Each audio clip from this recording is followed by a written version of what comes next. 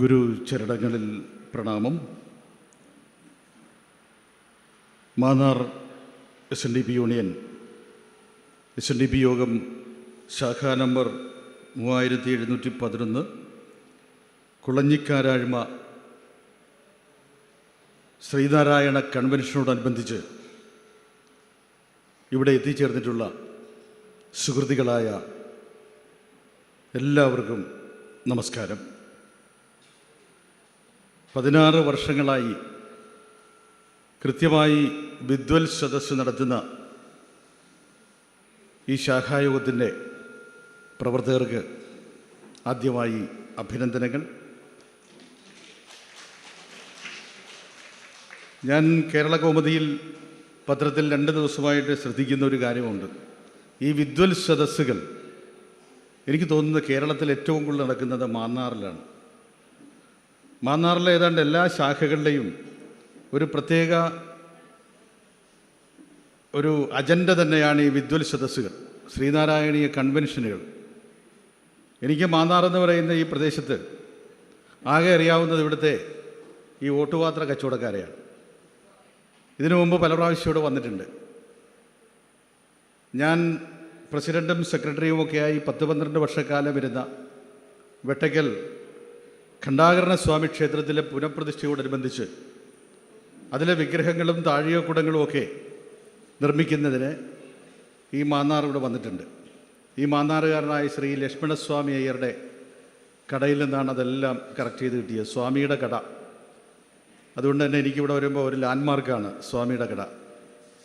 അദ്ദേഹം തന്നെയാണ് പിന്നീട് ആ ക്ഷേത്രത്തിൽ എനിക്ക് ധ്വജം നിർമ്മിച്ച് തരികയും ചെയ്തു. ഇപ്പോഴും അത് വലിയ കമനീയമായിട്ട് നിൽക്കുന്നു. അങ്ങനെയുള്ള മാന്നാറിൽ പിന്നെ എനിക്ക് ആകെ അറിയാവുന്ന ഒരാൾ നമ്മുടെ ഈ ആനന്ദം TV-കാരനാണ്. ഇദ്ദേഹം എങ്ങനെയോ തേടിപ്പിടിച്ച് ഒരിക്കൽ ചേർത്തല വന്നു, എൻ്റെ വീട്ടിലൊക്കെ വന്നു, യൂട്യൂബിലൊക്കെ എടുത്തുകൊണ്ട് പോന്നു. അദ്ദേഹം ഇപ്പോൾ ഇവിടെ എത്തിയിട്ടുണ്ട്. പിന്നെ നമ്മുടെ ഗുരുപദം TV-യുടെ എൻ്റെ പ്രിയപ്പെട്ട സുഹൃത്ത്. അപ്പോൾ ഇവിടെ ഈ നല്ല സദസ്സായിരിക്കുമെന്ന് നമ്മുടെ അനിൽ സാർ എന്നോട് പറഞ്ഞാൽ, അനിൽ P. ശ്രീരംഗം.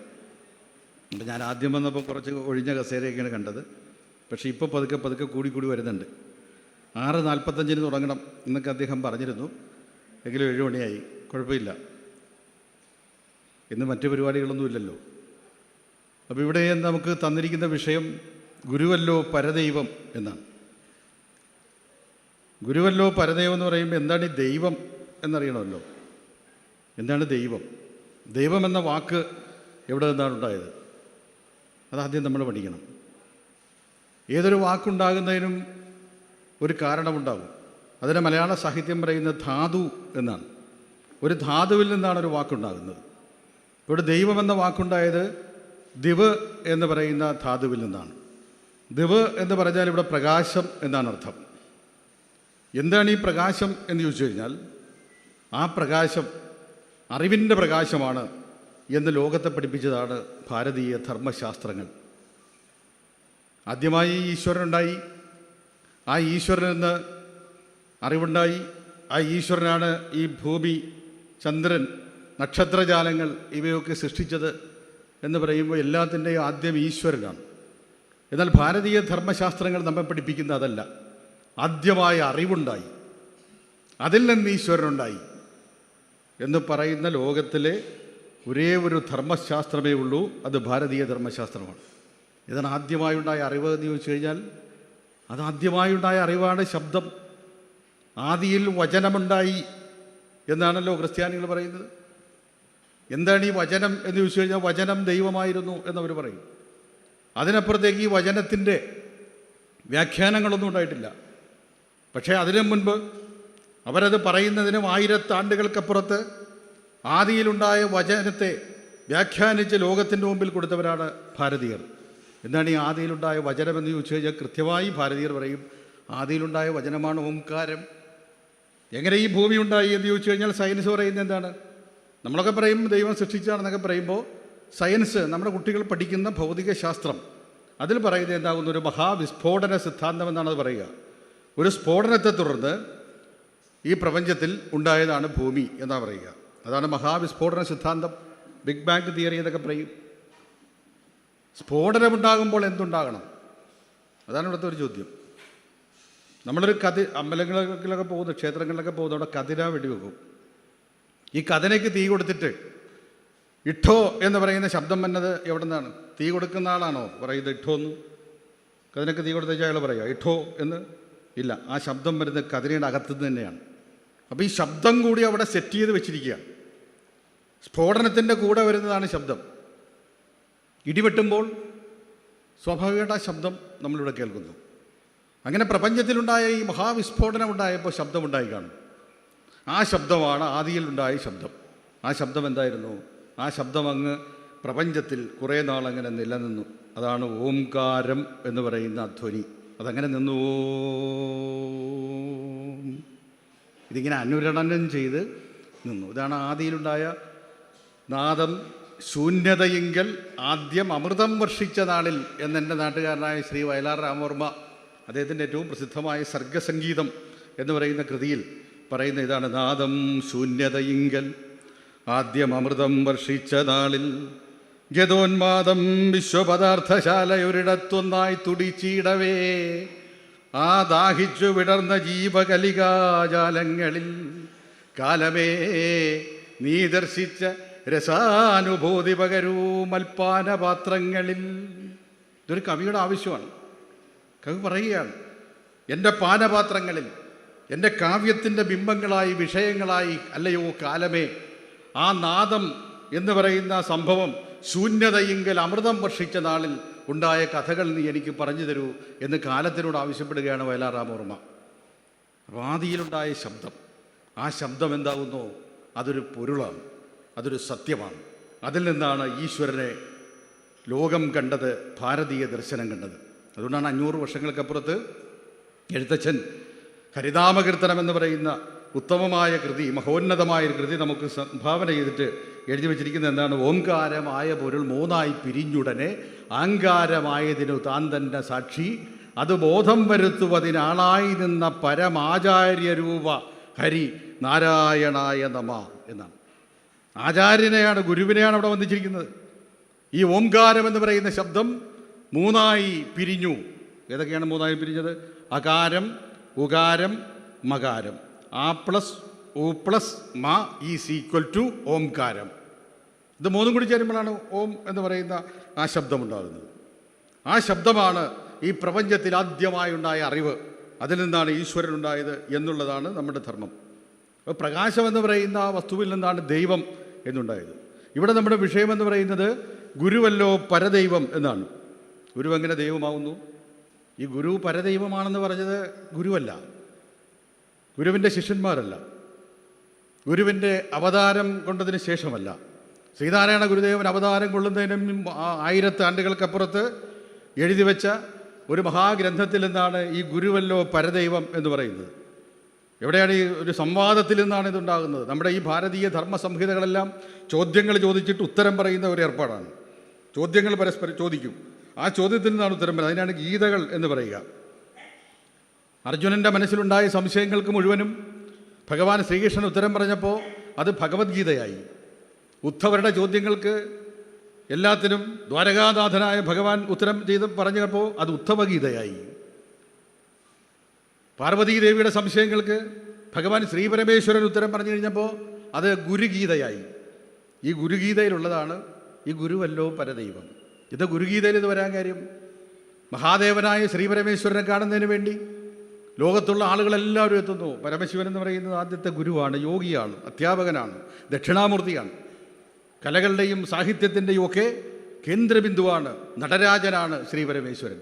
ആ പരമേശ്വരനെ കാണുന്നതിന് വേണ്ടി ആളുകൾ ഇങ്ങനെ വരുന്നു. മഹർഷിമാർ, സനൻ, ഒരുപാട് മഹാവ്യക്തികളൊക്കെ കാണുന്നു. ഇങ്ങനെ എല്ലാവരും വന്ന് കണ്ട് പോയി കഴിഞ്ഞാൽ പിന്നെ ശ്രീപരമേശ്വരൻ യോഗനിദ്രയെ പ്രാപിക്കും. പാർവതീദേവിയാകുന്ന ഭാര്യയ്ക്ക് പരമശിവനെ അങ്ങനെ ഒന്ന് അരികിൽ കിട്ടാറില്ല. ഒരു ദിവസം പരമശിവനോട് പാർവതീദേവി ചോദിച്ചു, ഭഗവാനെ, ഹേ മഹാദേവ, നിങ്ങൾക്കറിയാമോ നിങ്ങളെൻ്റെ ഭാര്യ കൂടിയാണ്, ഞാൻ നിങ്ങളുടെ ഭാര്യ കൂടിയാണ്, എൻ്റെ ഭർത്താവാണ് അങ്ങ്. അങ്ങയെ ഈ ലോകം മുഴുവൻ വന്ദിക്കുന്നു, ഈ ലോകം മുഴുവൻ ധ്യാനിക്കുന്നത് അങ്ങയെ. എന്നാൽ അങ്ങ് ഇരുന്നു കൊണ്ട് ആരെയാണ് ധ്യാനിക്കുന്നത്? അതെനിക്കൊന്ന് പറഞ്ഞു തന്നെ. ലോകം മുഴുവൻ ധ്യാനിക്കുന്ന അങ്ങയെ എല്ലാവരും അങ്ങയെ ധ്യാനിക്കുമ്പോൾ അങ്ങിരുന്ന ഒരാളെ ധ്യാനിക്കുന്നു. അതാണ് അങ്ങയുടെ യോഗനിദ്ര. അതൊന്ന് എനിക്ക് പറഞ്ഞു തരണം എന്നുള്ള പാർവതീദേവിയുടെ ചോദ്യത്തിൻ്റെ ഉത്തരമാണ് ശ്രീ പരമേശ്വരൻ പറയുന്ന ഗുരുഗീത. ആ ഗുരുഗീതയിൽ പറഞ്ഞിട്ടുള്ളതാണ് ഗുരുബ്രഹ്മ ഗുരുർവിഷ്ണു ഗുരുദേവോ മഹേശ്വര ഗുരു സാക്ഷാത് പരബ്രഹ്മ തസ്മൈ ശ്രീ ഗുരവേ നമ എന്ന് പറയുന്ന ആ ഭാഗം. ഇവിടെയാണ് ഗുരു പരദൈവമാകുന്നത്. അല്ലയോ പാർവതി, ഈ ഗുരുവെന്ന് പറയുന്ന ഏകനായ ദൈവത്തിനെയാണ് ഞാൻ പ്രാർത്ഥിക്കുന്നത്. ആ ദൈവമെന്ന് പറയുന്നത് വിഷ്ണുവാണ്. ആ ദൈവമെന്ന് പറയുന്നത് ഞാനാണ്. ആ ദൈവമെന്ന് പറയുന്ന സൃഷ്ടികർത്താവായ ബ്രഹ്മാവാണ്. അതുകൊണ്ട് ആ ഗുരുവാണ് ഏകനായ ദൈവം. ആ ഗുരുവാണ് ഈ പ്രപഞ്ചത്തെ മുഴുവൻ നിർത്തിയിരിക്കുന്ന ഗുരുത്വം എന്ന് പറയുന്ന ശക്തി. അതിനാണ് നമ്മൾ ഈ സയൻസിൽ പറയുന്ന ഗുരുത്വാകർഷണ ബലം എന്ന് പറയുന്നത്. ശ്രീനാരായണ ഗുരുദേവൻ ഇതിനെ വളരെ സരസമായി തന്നെ പ്രതിപാദിച്ചിട്ടുണ്ട്. ഒരിക്കലൊരു അന്യമതസ്ഥനായൊരു വ്യക്തി ശ്രീനാരായണ ഗുരുദേവനെ കാണാനെത്തി. അപ്പോൾ ചോദിക്കുന്ന ചോദ്യം വളരെ രസകരമാണ്. അല്ലയോ ഗുരു, ഈ അനന്തൻ താങ്ങി നിർത്തുകയാണ് ഭൂമിയെ എന്നാണ് അങ്ങയുടെ പുരാണം പറയുന്നത്. ഹിന്ദുമത പുരാണം പറയുന്നത് ഈ ഭൂമിയെ താങ്ങി നിർത്തുന്നത് ആദിശേഷൻ എന്ന് പറയുന്ന സർപ്പമാണ്. 1000 തലയുണ്ട് പുള്ളിക്കാരൻ്റെ ഓരോ തലയിലേക്കും ഭൂമിയെ എടുത്തിങ്ങനെ വെച്ചാണ്. ഒരു തല ഇത്തിരി ബുദ്ധിമുട്ടാതെ തോന്നിക്കഴിഞ്ഞാൽ ഉടനെ അടുത്ത തലയിലേക്ക് മാറ്റും. ഇങ്ങനെയാണ് ഭൂമിയെ വെക്കുന്നതെന്നാണ് പുരാണം പറയുന്നത്. അപ്പോൾ ഒരു തലയിൽ നിന്ന് മറ്റൊരു തലയിലേക്ക് മാറ്റുന്ന സമയത്ത് ഭൂമിക്കൊരു ഷെയ്ക്ക് ഉണ്ടാവും. അതാണ് ഭൂകമ്പം.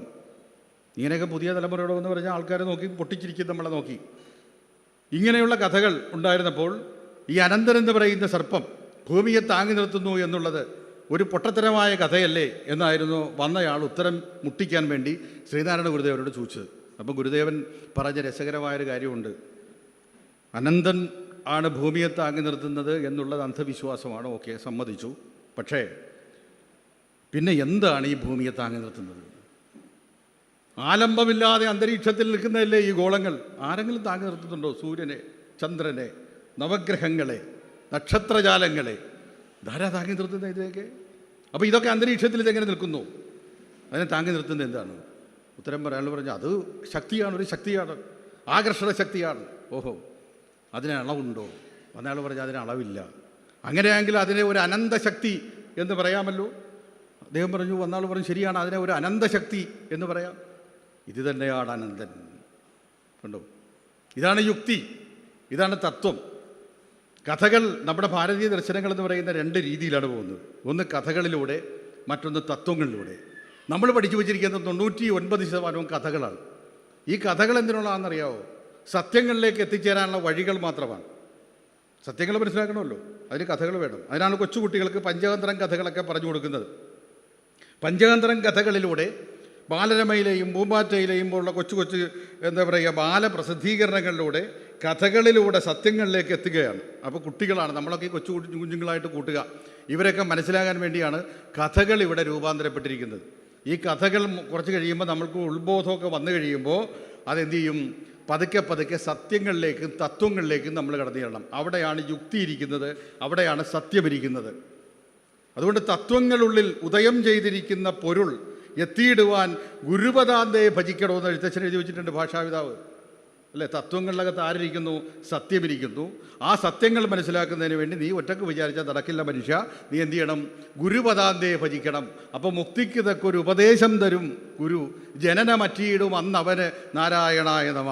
അപ്പോൾ നിനക്ക് വേണ്ടുന്ന മോക്ഷത്തിന് തരുന്ന ഉപദേശം ആര് തരും? ഗുരു. അപ്പോൾ ഗുരുവിനോട് നിങ്ങൾ ചെന്ന് ചോദിക്കണം. അപ്പോൾ ഗുരു എന്തു ചെയ്യും?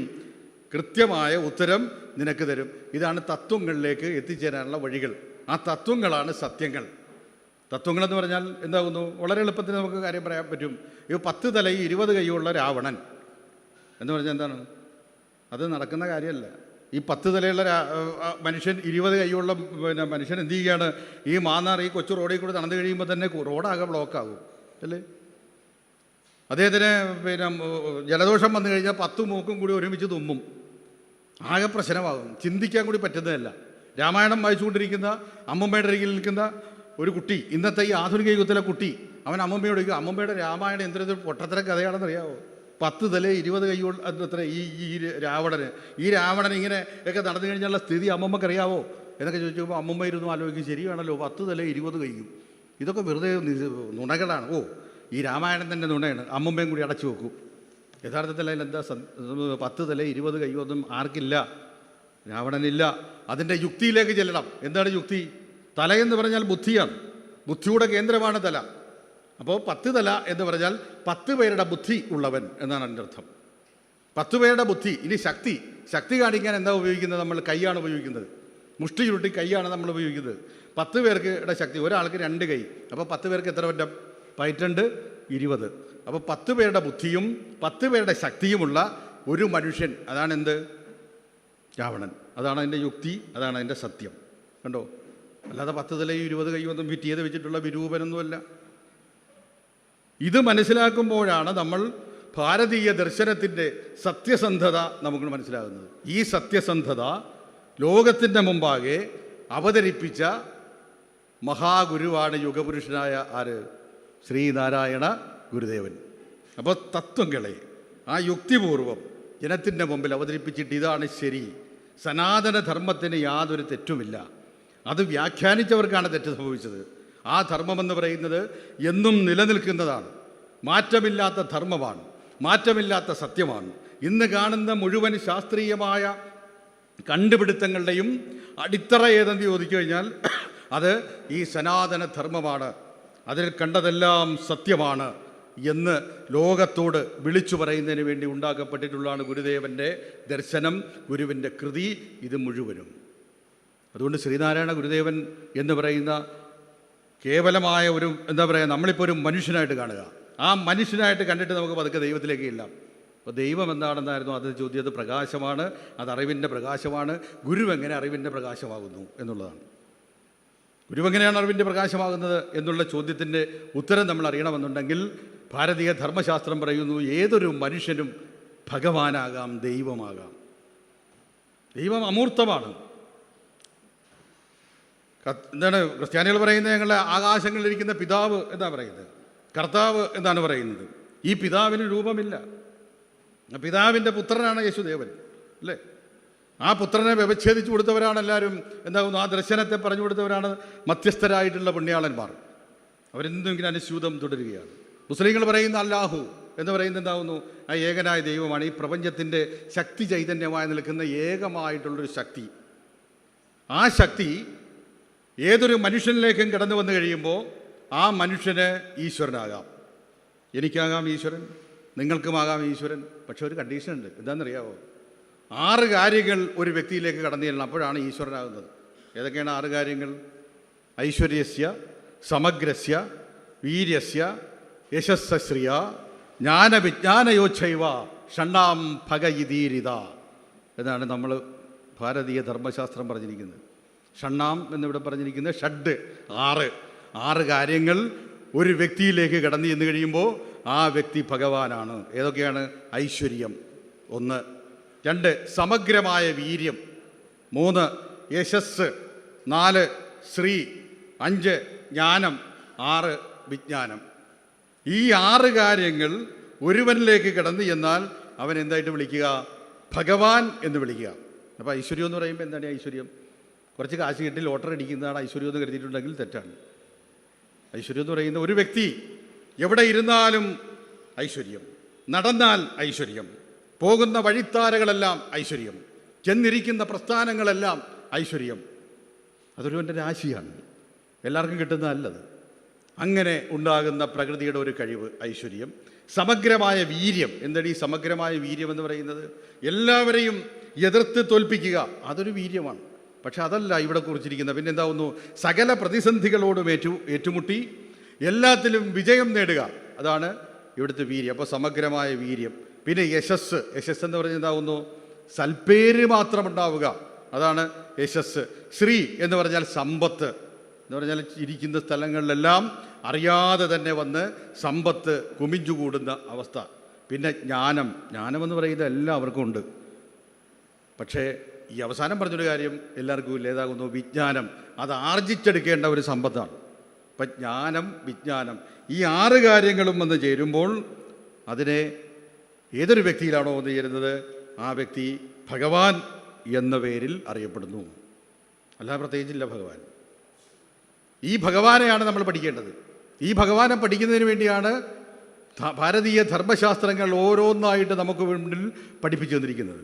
യുദ്ധത്തിന് പോകുന്ന അർജുനൻ്റെ കുരുക്ഷേത്ര ഭൂമിയിലേക്ക് പോകുമ്പോൾ അർജുനന് ഭഗവാൻ ശ്രീകൃഷ്ണൻ ഭഗവാനായിരുന്നില്ല. എത്ര പേർക്കറിയാം? ഭഗവാനായിരുന്നില്ല. ഭഗവാനാണ് എന്നറിഞ്ഞുകൊണ്ടല്ല തൻ്റെ സാരഥിയായി അദ്ദേഹം കൃഷ്ണനെ വെക്കുന്നത്. പിന്നെ എന്താണ് കൃഷ്ണനെ വെക്കുന്നത്? തൻ്റെ പ്രിയപ്പെട്ട അളിയനാണ്. ഒരു ബഹളമൊക്കെ നടക്കുമ്പോൾ, രണ്ടടിയൊക്കെ നടക്കുന്ന സ്ഥലത്ത് വിശ്വസ്തനായി കൊണ്ടുപോകാൻ പറ്റുന്നത് ആരാകുന്നു?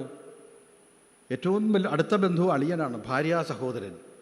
അർജുനൻ്റെ ഭാര്യയാണ് സുഭദ്ര. ആ സുഭദ്രയുടെ സഹോദരനാണ് ഭഗവാൻ ശ്രീകൃഷ്ണൻ. അതൊരു ബന്ധം. 2, അമ്മാവൻ്റെ മകൻ. കുന്തിദേവിയാണ് അർജുനൻ്റെ അമ്മ. ആ അർജുനൻ്റെ അമ്മയാകുന്ന കുന്തിദേവിയുടെ ആങ്ങളെയാണ് വസുദേവർ. അപ്പോൾ വസുദേവരുടെ മകൻ. പിന്നെ തൻ്റെ ആജന്മ സുഹൃത്ത്. അങ്ങനെയുള്ളൊരു വിശ്വസ്തനായ വ്യക്തി തൻ്റെ സാരഥിയായി കൊണ്ടുപോവുകയാണ്. സാരഥി എന്ന് പറഞ്ഞാൽ ഡ്രൈവറാണ്. ഇന്നിപ്പോൾ കാറില്ല, അന്ന് രഥമേ ഉള്ളൂ. അപ്പോൾ സാരഥിയുടെ ഡ്യൂട്ടി എന്താണ്? സാരഥി താൻ അറിയണം മഹാരഥന്മാരുടെ സാധവും വാജികൾ സാധവും പോരിൽ നിന്നോന്നതകാല വിശേഷവും. സാരഥി അറിയേണ്ടതാണ് മഹാരഥന്മാരുടെ സാരം എന്ന് പറഞ്ഞാൽ രഥത്തിൽ നിൽക്കുന്ന പോരാളിയുടെ ക്ഷീണം അറിയണം. വാജികൾ സാധവും, വാജികൾ എന്ന് പറഞ്ഞാൽ രഥം വലിച്ചുകൊണ്ട് ഇവിടെ കുതിരകളുടെ ക്ഷീണമറിയണം. പോരിൽ നിമ്നോന്നതകാല വിശേഷവും, വിജയപരാജയങ്ങൾ ആരറിയണം? ആ സാരഥി അറിയണം. അതുകൊണ്ട് അങ്ങനെ മിടുക്കനായ ഒരുവനെ തൻ്റെ സാരഥിയാക്കി ഇത്രയേ ഉള്ളൂ. പക്ഷേ യുദ്ധക്കളത്തിലേക്ക് ചെന്നപ്പോൾ താനൊറ്റയ്ക്ക് ഈ യുദ്ധം ജയിക്കാനാകുമോ എന്നുള്ള ഭയാശങ്ക പിടികൂടിയപ്പോൾ, അറിവില്ലായ്മ പിടികൂടിയപ്പോൾ തീർത്ഥടത്തിലേക്ക് ചാഞ്ഞിരുന്നു ആ മഹാരഥനായ സവ്യസാചി. അമ്പിൻ്റെ തുമ്പ് കൊണ്ട് വമ്പ് കാട്ടുന്ന പാർത്ഥന ശരീരം തളരും പോലെ തോന്നി. മുട്ടുകാലൊക്കെ വിറച്ചു. താഴേക്കങ്ങിരുന്നു. ആ ഇരുന്ന മനുഷ്യനെ കർമ്മോന്മുഖനാക്കുന്നതിന് വേണ്ടി അറിവിൻ്റെ ജ്ഞാനശകലങ്ങൾ പഠിപ്പിച്ചു കൊടുക്കുകയാണ് ആ അധ്യാപകനായ സാരഥി. പഠിപ്പിച്ചെല്ലാം കൊടുത്തു. ഓരോന്നായി ചോദ്യങ്ങൾക്കും ഉത്തരങ്ങൾക്കും സംശയങ്ങൾക്കും എല്ലാം പറഞ്ഞു കൊടുത്തിട്ട് പറഞ്ഞു, നിൻ്റെ സംശയങ്ങളെല്ലാം തീർന്നോ മധ്യമ പാണ്ഡവ എന്ന് ചോദിച്ചപ്പോൾ പറഞ്ഞു, എല്ലാ സംശയങ്ങളും തീർന്നു. ശരി, ഇനി നീ എന്നെ നോക്കൂ എന്ന് പറയുന്ന രംഗമുണ്ട്. ഇനി സാരഥിയെ നീ നോക്കൂ എന്ന് പറയുന്നു. അപ്പോൾ സാരഥിയെ നോക്കാനായിട്ട് അർജുൻ ഇങ്ങനെ നോക്കുമ്പോൾ കാണുന്ന കാഴ്ച, കുറച്ചു മുമ്പ് താൻ ഇതൊക്കെ പഠിക്കുന്നതിന് മുമ്പ് കണ്ട ആളല്ല പിന്നെ ഇവിടെ കാണുന്നത്. ഇതൊക്കെ പഠിക്കുന്നതിന് മുമ്പ് തൻ്റെ അളിയനായിരുന്നു, തൻ്റെ അമ്മാവൻ്റെ മകൻ മച്ചമ്പിയായിരുന്നു, തൻ്റെ സുഹൃത്തായിരുന്നു. പക്ഷേ ഇതെല്ലാം പഠിച്ചു കഴിഞ്ഞപ്പോൾ തൻ്റെ സാരഥി ഇരിക്കുന്ന സ്ഥലത്ത് അർജുനൻ കാണുന്നത് എന്താണെന്നറിയാവോ? എഴുത്തച്ഛൻ കളകാഞ്ചി എന്ന് പറയുന്ന മനോഹരമായ വൃത്തത്തിലൂടെ മഹാഭാരതത്തിലെ ഭീഷ്മപർവത്തിൽ ആ രംഗം വർണ്ണിക്കുന്നുണ്ട്. സാരഥിയുടെ രൂപം പീലി തിരിമുടി വെച്ച് കെട്ടിയ സുസ്മേരവദനായ നീലാളിവർണ്ണനായ ദ്വാരകാനാഥനെയല്ല, അറിവിൻ്റെ കേന്ദ്രം മുഴുവൻ പഠിച്ച് പാസായ മിടുക്കനായ അർജുനൻ കണ്ടത് എന്താകുന്നു? ഒന്നും ഒരു വ്യക്തിയല്ല കണ്ടത്. ത്രിഭുവനവും അസുരസുര മനുജഖക മൃഗഭുജക ധനുജ പശുമുഖ ബഹുല ഭൂതവൃത്താന്തവും ബഹുചരണ ബഹുവദന ബഹുലകരജാലവും വിസ്മയത്തോട് കണ്ടിടിനാൻ അർജുനൻ. പഠിച്ചു കഴിഞ്ഞപ്പോൾ ജ്ഞാനത്തിൻ്റെ പ്രകാശം മുഴുവൻ മനസ്സിലാക്കി കഴിഞ്ഞപ്പോൾ തൻ്റെ സാരഥി ഇരിക്കുന്ന സ്ഥലത്ത് കണ്ട എന്താകുന്നു? ത്രിഭുവനവും, 3 ലോകം. അതാണ് ത്രിഭുവനവും അസുരസുര മനുജഖക മൃഗഭുജക ധനുജ പശുമുഖ ബഹുലഭൂത വൃത്താന്തവും. 3 ലോകത്തെ ദാനവന്മാരെ, മനുഷ്യരെ, മൃഗങ്ങളെ, ഭുജകം ഇഴജന്തുക്കളെ, ഖഗം പക്ഷികളെ, ഒരു പ്രപഞ്ചത്തിൽ എന്തൊക്കെ വസ്തുക്കളുണ്ടോ അത് മുഴുവൻ അവിടെ കാണുന്നു. ബഹുവദനം, അനവധി മുഖങ്ങൾ, ബഹുചരണം, അനവധി കാലുകൾ, ബഹുല കരജാലവും, അനവധി കൈകൾ. വിസ്മയത്തോടു കണ്ടിടിനാൻ അർജുനൻ. ഭഗവത്ഗീത മുഴുവൻ പഠിച്ചു കഴിഞ്ഞപ്പോൾ കാണുന്ന കാഴ്ചയാണ്. അത് കണ്ടു കഴിഞ്ഞപ്പോൾ എന്താണ് ഈ രൂപമെന്ന് അറിയാതെ ചോദിച്ചിങ്ങനെ പോയപ്പോൾ മോളിൽ നിന്നൊരു ശബ്ദം വന്നു, കുരുകുലജ ഭയമരുക കുരുസമരമാശുതി. അല്ലയോ കുരുകുലജ, ഭയം കളയുക, ഇത് കുരുസമരമാണ്, ഇത് യുദ്ധക്കളമാണ്. നീ കണ്ടതെല്ലാം അഹം, നീ കണ്ടതെല്ലാം ആരാകുന്നു? ഞാൻ തന്നെയാണ്. ഇതാണ് അറിവിന് മുൻപുള്ള അർജുനൻ, അറിവിന് ശേഷമുള്ള അർജുനൻ. നമ്മളൊക്കെ കുറച്ച് നേരത്തേക്ക് ഇനി അർജുനന്മാരാകണം. ആരെ കാണാൻ? യഥാർത്ഥ ഭഗവാനെ കാണാൻ, യഥാർത്ഥ ശ്രീനാരായണ ഗുരുദേവനെ കാണണമെന്നുണ്ടെങ്കിൽ ഈ രൂപത്തിലേക്ക് നമ്മൾ എത്തിച്ചേരണം. അവിടെ നമ്മൾ കാണുന്നത് ഗുരുവിൻ്റെ ഈ മാനുഷികമായ മുഖമല്ല.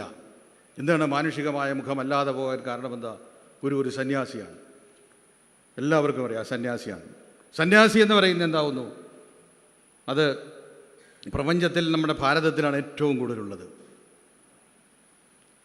ത്രിദണ്ഡധാരണം മൗനം ജടാഭാരോധമുണ്ടനം വൽക്കലാജിന സംവേഷ്ടം വ്രതചര്യാഭിഷേചനം അഗ്നിഹോത്രം വനേവാസം യതി ഭാവോന നിർമ്മല.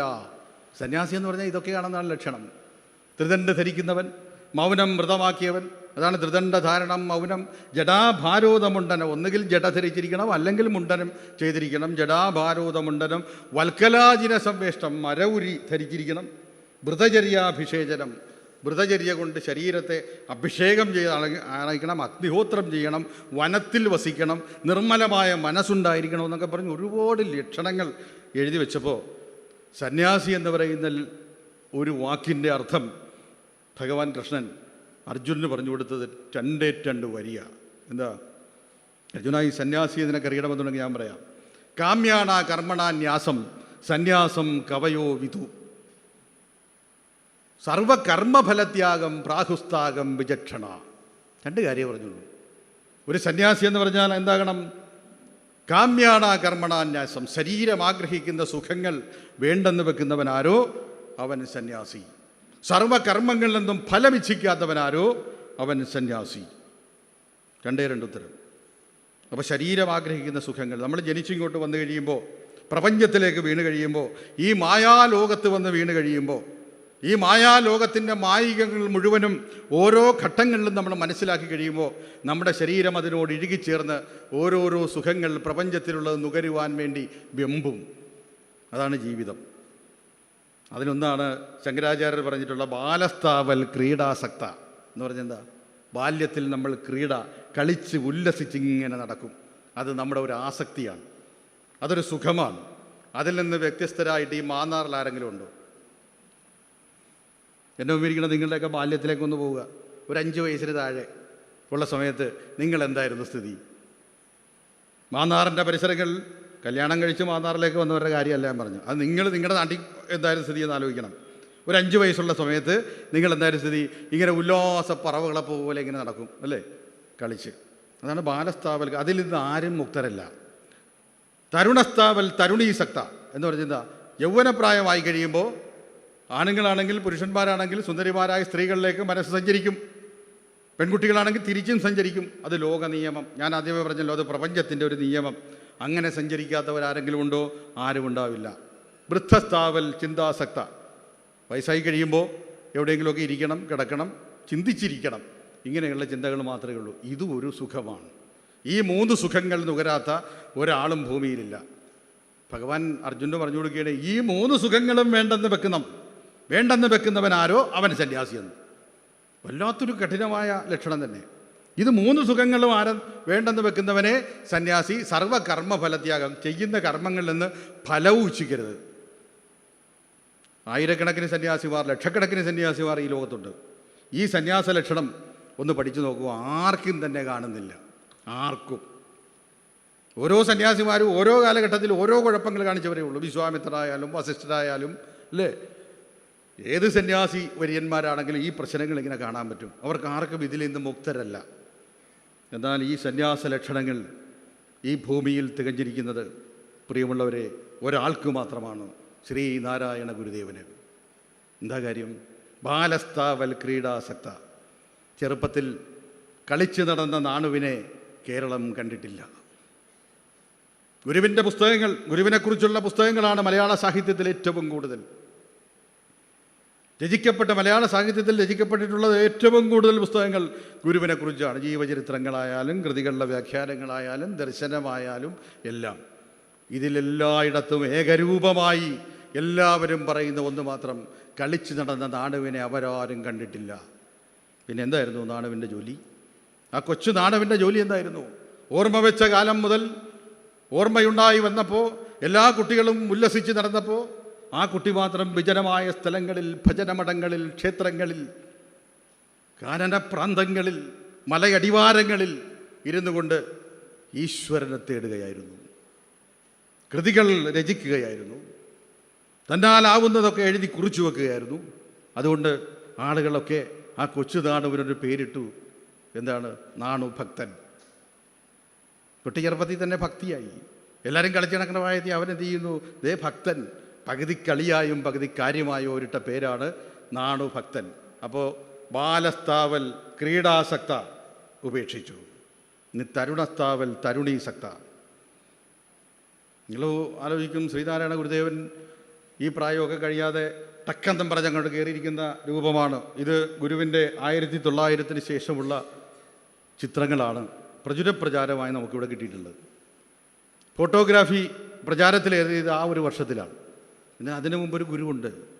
1888 അരുവിപ്പുറത്ത് ശിവനെ പ്രതിഷ്ഠിക്കുമ്പോൾ ഗുരുവിൻ്റെ വയസ്സ് 33. നവയൗവനവും വന്ന നാൾതോറും വളരുന്ന അതിസുന്ദരനായൊരു യുവാവാണ് ആ സമയത്തെ ഗുരുദേവൻ. ആ ഗുരുവിനെ ആരെങ്കിലും എവിടെയെങ്കിലും ഫോട്ടോ എടുത്ത് വെച്ചിട്ടുണ്ടോ? എങ്ങുമില്ല. ചിത്രകാരന്മാരുടെ ഭാവനയിൽ അവർ വരച്ചു വെച്ചിട്ടുണ്ട്. ആ ഗുരുദേവൻ ആരായിരുന്നു? മിടുക്കനായിരുന്നു. ആര് കണ്ടാലും നോക്കിപ്പോകുന്ന പുരുഷ സൗന്ദര്യത്തിൻ്റെ മൂർത്തിമത് ഭാവമായിരുന്നു. ആ ഗുരുവിനെ ചിന്നസ്വാമിയായ കുമാരനാശാൻ കണ്ടിട്ടുണ്ട്. കുമാരനാശാൻ അതുകൊണ്ട് എന്ത് ചെയ്തു? കയ്യിൽ ഫോട്ടോ പിന്നെ ക്യാമറ ഇല്ലാത്തതുകൊണ്ട് തനിക്കറിയാവുന്ന ഫോട്ടോ തൻ്റെ പേനയാണ്. അതുകൊണ്ട് ആ വാങ്മയ ചിത്രം എഴുതി വെച്ചിട്ടുണ്ട് ഗുരുവിൻ്റെ ആ രൂപം. അതാണ് ഗുരുപാദ ദശകം എന്ന കൃതിയിൽ ആ മോഹന രൂപം എഴുതി വെച്ചിട്ടുണ്ട്. എന്താണ് ആ മോഹന രൂപം? ചെന്താർ മങ്ങും മുഖം കണ്ടോ എഴുതി വച്ചിരിക്കുന്നു. ഗുരുവിൻ്റെ മുഖം എന്താണ്? ചെന്താർ മങ്ങും മുഖം, ചേതനാ നയനയുഗം ചാരുതെറ്റിത്തടം, നൽപൊന്താരിൻ കാന്തി പൊങ്ങും പുരുരോമാളിയാകുന്ന പൂമൈ, ചന്തത്തിൽ ജാനുവോളം മരുമരിയ കരാബ്ജങ്ങൾ എഴുതി വച്ചിരിക്കേ. ഗുരു എങ്ങനെയിരുന്ന ഗുരു എന്നാ പറയുന്നത്? ഈ ഗുരുവല്ല. സുന്ദരനായ യുവത്വത്തിൻ്റെ ആ കത്തി നിൽക്കുന്ന ശോഭയിൽ നിൽക്കുന്ന ഗുരുവിനെ എന്ത് കാണുകയാണ് കുമാരനാശാൻ? ചെന്താർ മങ്ങും മുഖം, സുവർണ നക്ഷത്രം പോലും നാണിച്ചു മങ്ങിപ്പോകുന്ന മുഖകമലം എന്ന് പറഞ്ഞാൽ നക്ഷത്രത്തിനേക്കാളും തേജസ്. അതാണ് ചെന്താർ മങ്ങും മുഖം, ചേതനാനയനയുഗം. ആരുടെയെങ്കിലും കണ്ണ് ഒരാളിലേക്ക് ചെന്ന് കഴിയുമ്പോൾ ആ കണ്ണിൻ്റെ നോട്ടം കിട്ടുന്നവൻ ചുരുണ്ടു പോകും എന്ന് പറഞ്ഞാൽ എന്താകുന്നു? അത്രയ്ക്ക് വശ്യത ആ കണ്ണുകൾക്കുണ്ടാവും, അത്രയ്ക്ക് ആകർഷണീയത, കരിസ്മ എന്നൊക്കെ പറയും. അങ്ങനെയുള്ള കണ്ണുകൾ. അതാണ് ചേതനാനയനയുഗം ചാരുനെറ്റിത്തടം.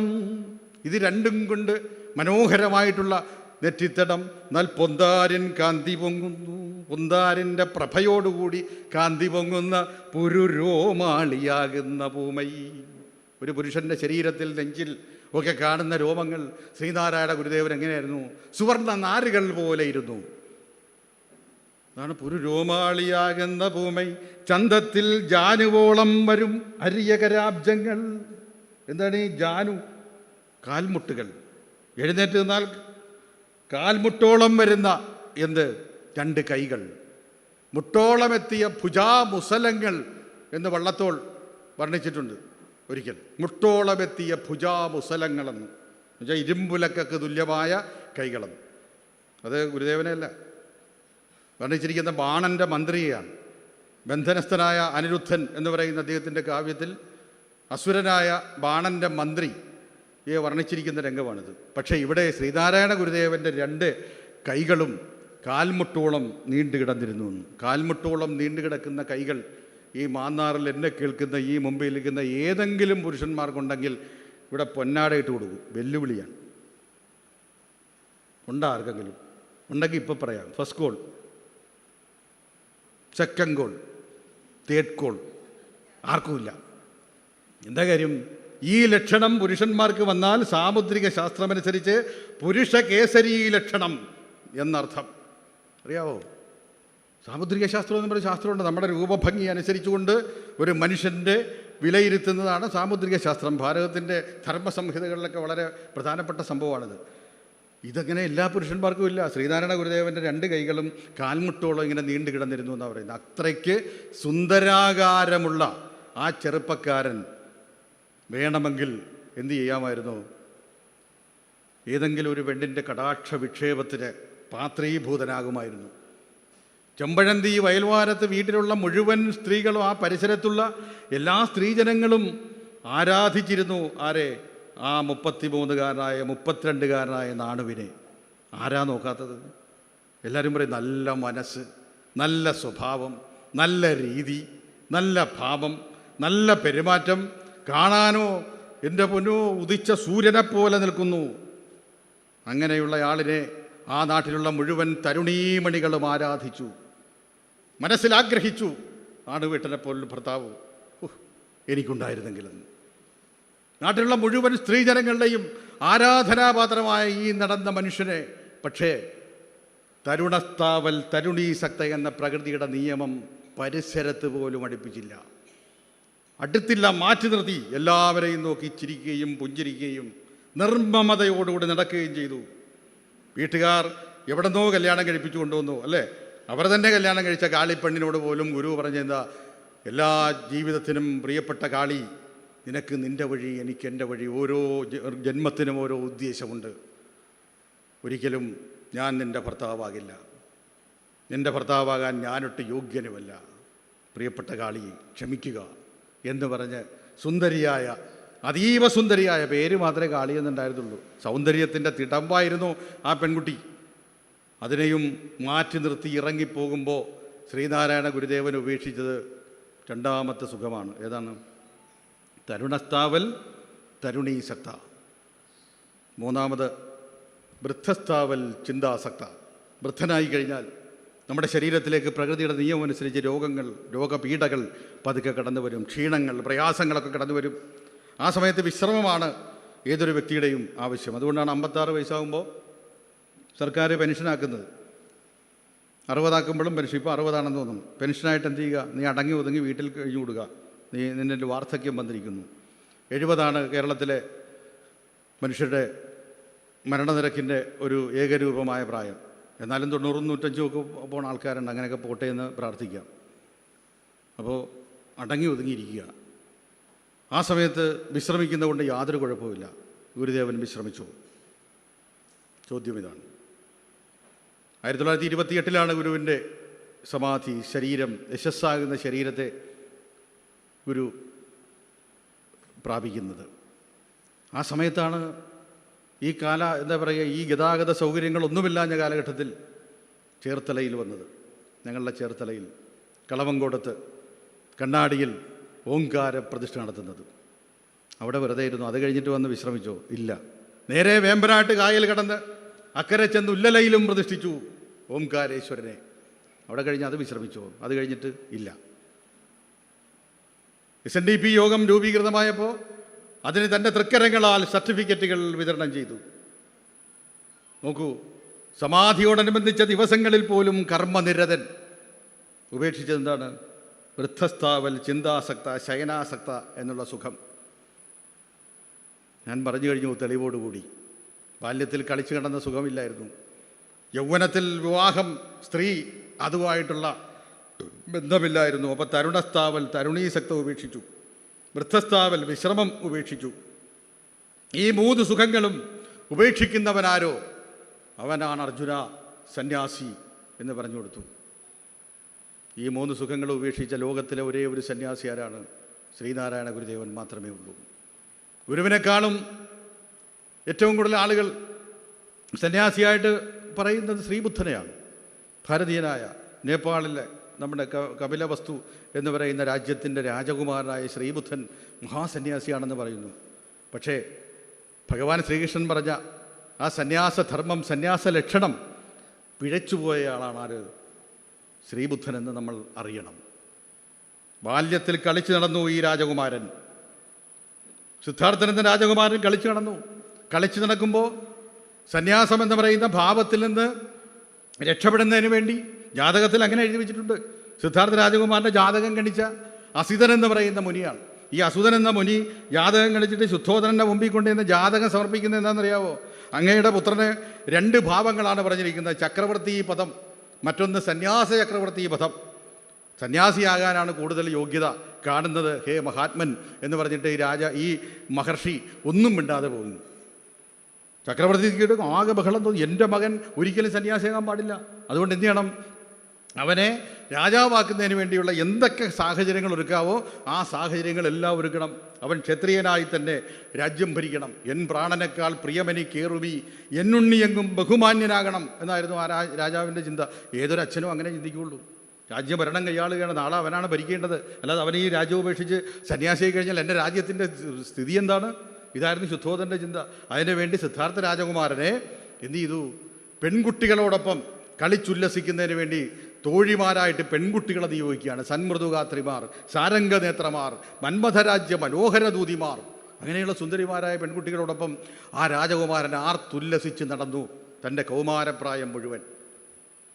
അത് കഴിഞ്ഞ് യുവാവായപ്പോൾ കല്യാണം കഴിപ്പിച്ചു. യശോധര എന്നവരുള്ള പെൺകുട്ടിയെ കല്യാണം കഴിപ്പിച്ചു. അതിൽ രാഹുലൻ എന്നു പേരുള്ളൊരു മകൻ ജനിച്ചു. ആർക്ക്? സിദ്ധാർത്ഥ രാജകുമാരന്. ഇതെല്ലാം കഴിഞ്ഞ് രാജാവാകുന്നു. രാജാവായി കഴിഞ്ഞപ്പോഴാണ് സന്യാസിയാകാനുള്ള യോഗം കയറി വരികയും അദ്ദേഹം സന്യാസിയാകുകയും ചെയ്യുന്നത്. അപ്പോൾ ഈ സന്യാസ ലക്ഷണം ശ്രീബുദ്ധനിൽ നിന്ന് തീർത്തില്ല എന്നർത്ഥം. പക്ഷെ ഗുരുവിലിതെല്ലാം ഉണ്ട്. അതുകൊണ്ടാണ് കുമാരനാശാൻ പറഞ്ഞ അന്യർക്ക് ഗുണം ചെയ്വതിന് ആയുസ്സും വപുസ്സും ധന്യത്വമടങ്ങ് ആത്മതപസ്സും ബലി ചെയ്തു. അതുകൊണ്ട് സന്യാസികളിൽ ഇങ്ങനെ ഇല്ലില്ലമിയെന്നോർ എന്നാണ് പ്രഖ്യാപിച്ചത് കുമാരനാശാൻ. ഇതുപോലൊരു സന്യാസിയെ കണ്ടിട്ടില്ല. കാര്യം എന്താ? അന്യർക്ക് ഗുണം ചെയ്യുന്നതിന് ആയുസ്സും വപുസ്സും എന്താണ് പറയുക, തപസ്സും ബലി ചെയ്തു. എല്ലാം കൊണ്ട് എന്ന് മറ്റുള്ളവർക്ക് വേണ്ടി നശിപ്പിച്ചു കളഞ്ഞു. എന്താണ് ബലി ചെയ്യുക എന്ന വാക്കിൻ്റെ അർത്ഥം? അതെല്ലാം അങ്ങ് ചെയ്തതുകൊണ്ട് അങ്ങേക്ക് തുല്യനായ ഒരു സന്യാസി വേറെയില്ല. അപ്പോൾ അർജുനൻ ചോദിച്ചു, ഈ സന്യാസ ലക്ഷണം തികഞ്ഞു വന്നാൽ, ആ സന്യാസ ലക്ഷണം തികഞ്ഞു വന്നാൽ പ്രിയപ്പെട്ട അർജുന, ആ സന്യാസി ഞാനാകുന്നു. കണ്ടോ? ആ സന്യാസി ഈശ്വരൻ എവിടെയാണ് ഇരിക്കുന്നത് എന്നുള്ള ചോദ്യങ്ങൾക്ക് ഉത്തരങ്ങളാണ് ഈ പറയുന്നത്. എല്ലാം തികഞ്ഞു വരുന്ന ആ സന്യാസി അത് ഭഗവാനാകുന്നു. അപ്പോൾ എല്ലാം തികഞ്ഞ ശ്രീനാരായണ ഗുരുദേവൻ ആരാകണം? ഇവിടെ ദൈവമാണ്. യശസ്സും ശ്രീയും ഐശ്വര്യവും അല്ലേ, ജ്ഞാനവും വിജ്ഞാനവും എല്ലാം ഒത്തുവന്ന ആ ഒത്തുവരുന്ന വ്യക്തി ഭഗവാനാണെന്ന് പറഞ്ഞാൽ അത് ഭഗവാൻ തന്നെ. അവിടെയാണ് ശ്രീനാരായണ ഗുരുദേവൻ ഭഗവാനാകുന്നത്. ജീവിച്ചിരുന്നപ്പോൾ അവതാര പുരുഷന്മാരെയൊക്കെ അപമാനിച്ചവരാണ് ലോകം. യേശുദേവൻ ജീവിച്ചിരുന്നപ്പോൾ യേശുദേവനെ ആരും അംഗീകരിച്ചിട്ടില്ല. എല്ലാവരും പീഡിപ്പിച്ചു, എല്ലാവരും പരിഹാസം ചൊരിഞ്ഞു. അവസാനം എന്ത് ചെയ്തു? മുൾക്കിരീടം തലയിൽ വെച്ചു കൊടുത്തു, ചാട്ടവാറിനടിച്ചു, ക്രൂശിതനാക്കി. ആരെ? യേശുവിനെ. യേശുവിൻ്റെ കാലം കഴിഞ്ഞതിന് ശേഷമാണ് യേശു എന്ന ആ പരമപുരുഷനെ എല്ലാവരും അംഗീകരിക്കുന്നത്. ഭഗവാൻ ശ്രീകൃഷ്ണൻ ജീവിച്ചിരുന്നപ്പോൾ ആരെങ്കിലും അംഗീകരിച്ചിട്ടുണ്ടോ? ആരും അംഗീകരിച്ചിട്ടില്ല. കള്ളനെന്ന് വിളിച്ചു ഒരു രാജ്യം മുഴുവൻ. നീ കള്ളനാണ്, വെണ്ണകെട്ട് നിന്നവനാണ് നീ. കാരസ്കരത്തിൻ കുരു പാലിലിട്ടാൽ കാലാന്തരെ കയ്പ് ശമിപ്പതുണ്ടോ എന്ന് ഈ കള്ളൻ്റെ പേര് വരാൻ ആളുകളെല്ലാം കൂടി പരസ്പരം മൂത്ത ആൾക്കാരിരുന്നു കൊണ്ട് പറഞ്ഞു. ചെറുപ്പകാലങ്ങളിലുള്ള ശീലം മറക്കുമോ മാനുഷനുള്ള കാലം. ഇവൻ ചെറുപ്പത്തിൽ വെണ്ണകെട്ട് നിന്നവരാണ്, അതുകൊണ്ട് അത് മൂത്ത് ഇവൻ ഇന്ന് കള്ളനായിരിക്കുന്നു. ലോകമെല്ലാം ആരാധിക്കുന്ന കൃഷ്ണൻ നമ്മളിപ്പോൾ പറയുന്നു. ഗുരുവായൂരമ്പലത്തിൽ പോയി നമ്മൾ മണിക്കൂറുകളോളം നോക്കി നിന്നിട്ടാണ് ഒന്ന് പ്രാർത്ഥിക്കുന്നത്. ഈ പ്രാർത്ഥന ഏറ്റുവാങ്ങുന്ന ഭഗവാനെ ഒരിക്കലൊരു ലോകം വിളിച്ചതാണ് കള്ളൻ, സമന്തകം കെട്ട കള്ളൻ, സത്രാജിത്തിൻ്റെ സമന്തകം കെട്ട കള്ളൻ എന്ന് ലോകം മുഴുവൻ വിളിച്ചപ്പോൾ ആ വിളി കേട്ടു നിന്നവനാണ് ഭഗവാൻ ശ്രീകൃഷ്ണൻ. യുദ്ധം ഒഴിവാക്കുന്നതിന് വേണ്ടി ഹസ്തിനപുര രാജധാനിയിൽ സമാധാനത്തിൻ്റെ ദൂതുമായി ചെന്ന ഈ മനുഷ്യനെ കയറിട്ട് കെട്ടാൻ കൽപ്പിച്ചു. ആര്? ദുര്യോധനൻ. പാശമിങ്ങിഹ കണ്ടുവ യതുപാശനെ ഇഹ കെട്ടുവാൻ എന്ന് ദുശാസനെ വിളിച്ചിട്ട് പറഞ്ഞിട്ട്, ദുശാസന അനുജ എളുപ്പം കൊണ്ടുപോവാ, ഇവനെ പിടിച്ച് നമുക്കിവിടെ കെട്ടിയിടണമെന്ന്. ആരെയാ? ദ്വാരകാനാഥനായ ശ്രീകൃഷ്ണനെ. പാണ്ഡവരുടെ രാജസൂയജ്ഞവേദിയിൽ വെച്ച് സ്വന്തം അമ്മയുടെ സഹോദരിയുടെ മകൻ ചേതിരാജാവായ ശിശുപാലൻ ഈ ഭഗവാൻ ശ്രീകൃഷ്ണനെ വിളിച്ച തെറിക്ക് കയ്യും കിടക്കുമില്ല. നിങ്ങൾക്കറിയാമോ? 101 തെറിയാണ് വിളിച്ചത്. 101. ജീവിച്ചിരുന്നപ്പോൾ മുഴുവൻ അപമാനം. അവസാനം തുടയലിൽ തകർന്ന് താഴെ വീണ് കിടക്കുന്ന ദുര്യോധനെ ആശ്വസിപ്പിക്കുന്നതിന് വേണ്ടി ഭഗവാൻ അരികിൽ ചെല്ലുന്നു. ദുര്യോധന, ഞാൻ പറഞ്ഞത് കേട്ടിരുന്നെങ്കിൽ നിനക്ക് ഈ അവസ്ഥ വരുമായിരുന്നോ എന്ന് പറഞ്ഞ് സാന്ത്വനിപ്പിക്കാൻ ചെന്നപ്പോൾ ആ മരിക്കാൻ കിടക്കുന്ന വ്യക്തി വിളിച്ചത് എന്തറിയാം? എടാ കംസദാസൻ്റെ മോനെ എൻ്റെ മുമ്പിൽ നിന്ന് ഇറങ്ങിപ്പോടാന്നാണ് പറയുന്നത്. കംസദാസൻ്റെ മോനെ. ജീവിച്ചിരുന്നപ്പോൾ അപമാനം സഹിച്ചു ഭഗവാൻ ശ്രീകൃഷ്ണൻ. ജീവിച്ചിരുന്നപ്പോൾ അപമാനം സഹിച്ചു കൃഷ്ണൻ. ജീവിച്ചിരുന്നപ്പോൾ ശ്രീരാമനെ ആരും ആരാധിച്ചിട്ടില്ല. പ്രിയമുള്ളവരെ, ജീവിച്ചിരുന്നപ്പോൾ ആരാധിക്കപ്പെടുകയും ജീവിച്ചിരുന്നപ്പോൾ എല്ലാവരും ദൈവമെന്ന് പറയുകയും ചെയ്ത ലോകത്തിൽ ഒരാളേ ഉള്ളൂ, അത് ശ്രീനാരായണ ഗുരുദേവനാണ്. അറിയാവോ നിങ്ങൾക്ക്? ഗുരു ജീവിച്ചിരുന്നപ്പോൾ ആരും ഗുരുവിനെ മനുഷ്യനായിട്ട് പറഞ്ഞില്ല, ദൈവം എന്നാണ് പറഞ്ഞത്. ഗുരുവിനെ ദൈവം എന്ന് വിളിച്ചത് ആരാ? കുമാരനാശാനാണ് അല്ലേ? അങ്ങ് ഗുരുവല്ലോ പരദൈവം അല്ലേ? നമിക്കുവിന് സഹചരേ നിയതമീ ഗുരുപാദം, നമുക്കിതിൽ പരം ദൈവം നിനക്കിലുണ്ടോ എന്ന് പറഞ്ഞത് കുമാരനാശാന. ദൈവത്തിൻ്റെ തലങ്ങളിലെന്താ മുകളിലേക്ക് കൊണ്ടുപോയി ഗുരുവിനെ ഭഗവാനെ എന്നാക്കി പറഞ്ഞതാരാ? യുക്തിവാദിയായ സഹോദരനയ്യപ്പനാ. ഒരു ജാതി, ഒരു മതം, ഒരു ദൈവം മനുഷ്യനെന്ന് ഗുരുദേവൻ പറഞ്ഞപ്പോൾ ജാതി വേണ്ട, മതം വേണ്ട, ദൈവം വേണ്ട മനുഷ്യനെന്ന് പറഞ്ഞ ധിക്കാരിയായിരുന്നു ആര്? സഹോദരൻ. സഹോദരൻ അയ്യപ്പൻ. ആ അയ്യപ്പനാണ് എഴുതി വെച്ച ജയ ഭഗവാനെ ജയ ജഗദ്ഗുരു എന്ന്. നിങ്ങളൊക്കെ ചൊല്ലുന്നതല്ലേ സമാധിഗീതം അല്ലേ? ജരാരുജാ മൃതി ഭയമഴ ശുദ്ധ യശോ നിർവാണത്തെ അടഞ്ഞ സദ്ഗുരു എന്നാണ് എഴുതി വെച്ചത്. എന്നാൽ അങ്ങേക്ക് മരണമെന്നൊരു വാക്ക് അങ്ങയുടെ പരിസരത്ത് കൂടി പോയിട്ടില്ല. സമാധി കണ്ടിട്ടാണ് എഴുതി വെക്കുന്നത്. അതാണ് രസം. സമാധി കണ്ടിട്ട് ഒരു കയ്യിൽ പേനയും മറുകയ്യിൽ പേപ്പറുമായിട്ട് കടനീരോടുകൂടി ഗുരുവിനെ നോക്കി സഹോദരനേപ്പൻ എഴുതുന്നതാണ് എന്താണ്? ജരാ രുജാ മൃതി ഭയമഴ ശുദ്ധ യശോ നിർവാണത്തെ അടഞ്ഞ സദ്ഗുരു എന്ന് പറഞ്ഞാൽ ജര വാർദ്ധക്യം, രുച രോഗം, മൃതി മരണം, ഇത് മൂന്നുമില്ലാതെ യശസ്സാകുന്ന നിർവാണ പദത്തിലേക്ക് കയറിയിരുന്ന അങ്ങയുടെ മുമ്പിൽ ഞാൻ നിന്ന് പ്രാർത്ഥിക്കുകയാണ് ജയ ഭഗവാനെ. കണ്ടു, ഒരു യുക്തിവാദിയല്ലേ ഇത് പറഞ്ഞത്? നിങ്ങൾ നോക്കൂ, സഹോദരൻ അയ്യപ്പനെ പോലൊരു യുക്തിവാദി ഉണ്ടാകണമെന്നുണ്ടെങ്കിൽ ഇനി ഒരു 10 ജന്മം ജനിക്കണം. രാജ്യം വികസിതമല്ലാത്ത കാലഘട്ടത്തിൽ റഷ്യൻ വിപ്ലവത്തെക്കുറിച്ച് പഠിക്കുകയും സഖാവ് ലെനിൻ്റെ ചിത്രം കൊണ്ടുവന്ന് കേരളീയരെ കാണിക്കുകയും റഷ്യൻ വിപ്ലവത്തിൻ്റെ മഹത്തായ ആദർശങ്ങൾ പ്രചരിപ്പിക്കുകയും ചെയ്ത കേരളത്തിലെ മഹാനായ ആദ്യത്തെ കമ്മ്യൂണിസ്റ്റുകാരനാണ് ആര്? സഹോദരൻ അയ്യപ്പൻ. കമ്മ്യൂണിസ്റ്റുകാർ മറന്നുപോയ കമ്മ്യൂണിസ്റ്റുകാരൻ. ആ സഹോദരൻ അയ്യപ്പനാണ് നിന്ന് പറഞ്ഞത് ജയ ഭഗവാനെ ജയ ജഗദ്ഗുരു എന്ന്. പഠിക്കണ്ടേ നമ്മൾ? ആ ഗുരുവിനെ പഠിച്ചിട്ടാണ് ഈശ്വരനിലേക്ക് എത്തിച്ചേർന്നത് അവസാന കാലത്ത്. അതുകൊണ്ടാണ് ചരമഗീതം എഴുതിയപ്പോൾ ഒരു കുഴപ്പവുമില്ലാതെ നീ അയക്കുന്നു നിർത്തുന്നു, നീ വിളിക്കുന്നു ദേഹിയെ, നിന്റെ ഇച്ഛയ്ക്ക് കീഴ്പ്പെട്ടു ഞങ്ങൾ വാഴുന്നു ദൈവമേ എന്നെഴുതിയത് ആരാ? ഈ സഹോദരനയ്യപ്പനാ. എത്ര പേർക്കറിയാം? ഉണ്ടോ? അപ്പോൾ ജീവിച്ചിരുന്നു ഗുരുവിനെ കണ്ട്, ഗുരു സശരീരനായിരിക്കുന്നപ്പോഴെല്ലാം കണ്ടവർക്കെല്ലാം ഗുരു ഈശ്വരനായിരുന്നു. ആ ഗുരുവിനെയാണ് ജീവിച്ചിരിക്കവേ തന്നെ എന്ത് ചെയ്തത്? വിഗ്രഹമാക്കി പ്രതിഷ്ഠിച്ചത്. ജീവിച്ചിരുന്നപ്പോൾ ഒരു ക്ഷേത്രവും ഇല്ലായിരുന്നു കൃഷ്ണനും, ഒരു പള്ളിയുമില്ലായിരുന്നു യേശുവിനും ശ്രീരാമനും എന്ന് ഞാൻ പറഞ്ഞു കഴിഞ്ഞു. പക്ഷേ ജീവിച്ചിരുന്നപ്പോൾ ഗുരുദേവന് ക്ഷേത്രമുണ്ട്. തലശ്ശേരി ജഗന്നാഥ ക്ഷേത്രത്തിൻ്റെ ആ സന്നിധിയിൽ ഗുരുവിൻ്റെ വിഗ്രഹം നിർമ്മിക്കപ്പെട്ടു. അവിടെ ഗുരുവിന് ക്ഷേത്രം ഉണ്ടാക്കപ്പെട്ടു. ആ ക്ഷേത്രത്തിൽ പൂജാതി കർമ്മങ്ങൾ നടത്തപ്പെട്ടു. അപ്പോൾ എല്ലാം ഈ കേരളത്തിൽ ആര് ജീവിച്ചിരിപ്പുണ്ട്? സശരീരനായി ശ്രീനാരായണ ഗുരുദേവനുണ്ട്. കണ്ടോ? ഗുരുവല്ലോ പരദൈവം. ഇതാണ് അതിൻ്റെ തെളിവ്. എന്നും ജീവിച്ചിരിക്കുന്നു. ജയിക്കുക മഹാദേവ എന്ന് ശ്രീനാരായണ ഗുരുദേവൻ പറഞ്ഞാൽ എന്താകുന്നു? മഹാദേവൻ പരീക്ഷയ്ക്ക് പാസ്സാകണമെന്നാണോ? ദേവ നീ പോയി ക്ലാസ്സുകളിലൊക്കെ പഠിക്കണമെന്നാണോ? നിൻ്റെ ആദർശം, നിൻ്റെ ദർശനം ജയിക്കട്ടെ എന്നാണ്. അതുകൊണ്ടാണ് ഇവിടെ സഹോദരേപ്പൻ എഴുതി വെച്ച ജയ ഭഗവാനെ. അങ്ങ് ഭഗവാനാണ്. കാര്യം എന്താ? ഐശ്വര്യസ്യ സമഗ്രസ്യ വീര്യസ്യ യശസ്ശ്രിയ ജ്ഞാനവിജ്ഞാനയോച്ഛൈവ ഷഡ്ഡാം ഭഗ ഇതീരിത എന്ന ധർമ്മശാസ്ത്രമനുസരിച്ച് അങ്ങ് ഭഗവാനാണ്. അങ്ങ് ജയിക്കട്ടെ, അങ്ങയുടെ ദർശനം ജയിക്കട്ടെ എന്നാണ് ആ വാക്കിൻ്റെ അർത്ഥം. ശിവലിംഗദാസ സ്വാമിക്ക് ഭഗവാനായിരുന്നു. അതുകൊണ്ടാണല്ലോ ഗുരുഷഡ്കം എഴുതി വെച്ചത്. ശ്രീനാരായണ ഗുരുദേവൻ കേട്ട കൃതിയാണ് ഗുരുസ്തവം. ഗുരുവിന് 60 വയസ്സ് പൂർത്തിയായ സമയത്ത് കുമാരനാശാരി എഴുതിയതാണ് ഗുരുസ്തവം. നാരായണമൂർത്തി ഗുരു നാരായണമൂർത്തി എന്നുള്ളത്. കുമാരനാശാരി ഈ ഞാനിങ്ങനെ നിന്ന് പ്രസംഗിക്കുന്ന പോലെ മൈക്കിൻ്റെ മുമ്പിൽ നിന്നുകൊണ്ട് ഈ കൃതി വായിക്കുമ്പോൾ ശ്രീനാരായണ ഗുരുദേവൻ ആ കസേരയിൽ ഇരിക്കുകയാണ്. ഇരുന്നു കൊണ്ട് കേട്ടാണ്. ഗുരു ഇരുന്നു കൊണ്ട് ചിരിച്ചുകൊണ്ട് കേൾക്കുന്നതാണ്. എന്താ കാര്യം? ജീവിച്ചിരുന്നപ്പോൾ ആളുകളെല്ലാം ഗുരുവിനെ ദൈവമായി കണ്ടു. ഗുരുവിനെ ദൈവമായിട്ട് പ്രഖ്യാപിച്ചത് ആരെന്ന് ചോദിച്ചു കഴിഞ്ഞാൽ ഈഴവരല്ല. പിന്നെ ആരാണ്? ബ്രാഹ്മണ്യത്തിൻ്റെ അങ്ങേ തലക്കൽ നിൽക്കുന്ന ആഴ്വാഞ്ചേരി തബ്രാക്കളാണ്. നമ്മളാരുമല്ലേ പ്രഖ്യാപിച്ചത്?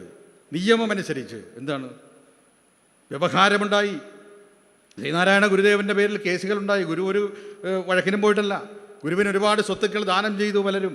ആ ദാനം ചെയ്തപ്പോൾ ദാനം ആയ സ്വത്തുക്കൾ ഭാവിയിൽ അനുഭവിക്കേണ്ട പലരും പല കേസുകൾ ചമച്ചു. കോടതിയിലേക്ക് വിളിക്കപ്പെടും, പ്രതിയായി മാറും എന്നുള്ള അവസ്ഥ വന്നപ്പോൾ ശ്രീമൂലം പ്രജാസഭയിലെ MLA ആയിരുന്ന കുമാരനാശാൻ രാജാവിനെ ചെന്ന് കാണുന്നു. ശ്രീമൂലം തിരുനാളിനെ കണ്ടിട്ട് പറഞ്ഞു, അത് ഞങ്ങളുടെ ഗുരുവിനെ കേസിൽ വലിച്ചിഴക്കുന്നത് തെറ്റാണ്, അതുകൊണ്ട് തിരുവുള്ളക്കേടൊന്നും ഉണ്ടാക്കരുത്, അങ്ങ് അതിൽ ന്യായമായൊരു തീരുമാനമെടുത്ത് ഗുരുവിനെ അതിൽ നിന്ന് ഒഴിവാക്കണം. അപ്പോൾ ശ്രീമൂലം തിരുനാൾ പറഞ്ഞു, അതല്ലല്ലോ, നിയമം എല്ലാവർക്കും ഒരുപോലെയല്ലേ കുമാര, അതിൽ നിങ്ങളുടെ ഗുരുവും ഞാനും കുമാരനും എല്ലാവരും ഒരുപോലെയല്ലേ എന്ന് ചോദിച്ചപ്പോൾ അകത്ത് നിന്ന് അമ്മ മഹാറാണിയുടെ ഒരു ശബ്ദം വന്നു, മകനെ ശ്രീമൂലം നീ ഒന്നിങ്ങോട്ട് വരൂ എന്ന്. തിരുവിതാംകൂർ രാജകുടുംബത്തിൽ രാജാക്കന്മാർ ആണുങ്ങളാണെങ്കിലും രാജ്യഭരണത്തിൽ നിർണായകമായ സ്വാധീനം ഈ അമ്മ മഹാറാണിമാർക്കുണ്ടാകുമായിരുന്നു. അതുകൊണ്ട് അവർ വിളിച്ചു. അവർ പറഞ്ഞു, ശ്രീമൂലം ശ്രീനാരായണ ഗുരുവിനെക്കുറിച്ചുള്ള കാര്യങ്ങൾ വിഷയം അവതരിപ്പിക്കുന്നതിനാണ് ആ കുമാരൻ ഇവിടെ വന്നിരിക്കുന്ന, കവികുമാരൻ ഇവിടെ വന്നിരിക്കുന്നതെന്ന് എനിക്ക് മനസ്സിലാവുന്നു. എൻ്റെ മകൻ ശ്രീപത്മനാഭദാസനാണ്. ധർമ്മോസ്മത് കുലദൈവതം എന്നതാണ് നമ്മുടെ രാജധർമ്മത്തിൻ്റെ നീതിവാക്യം.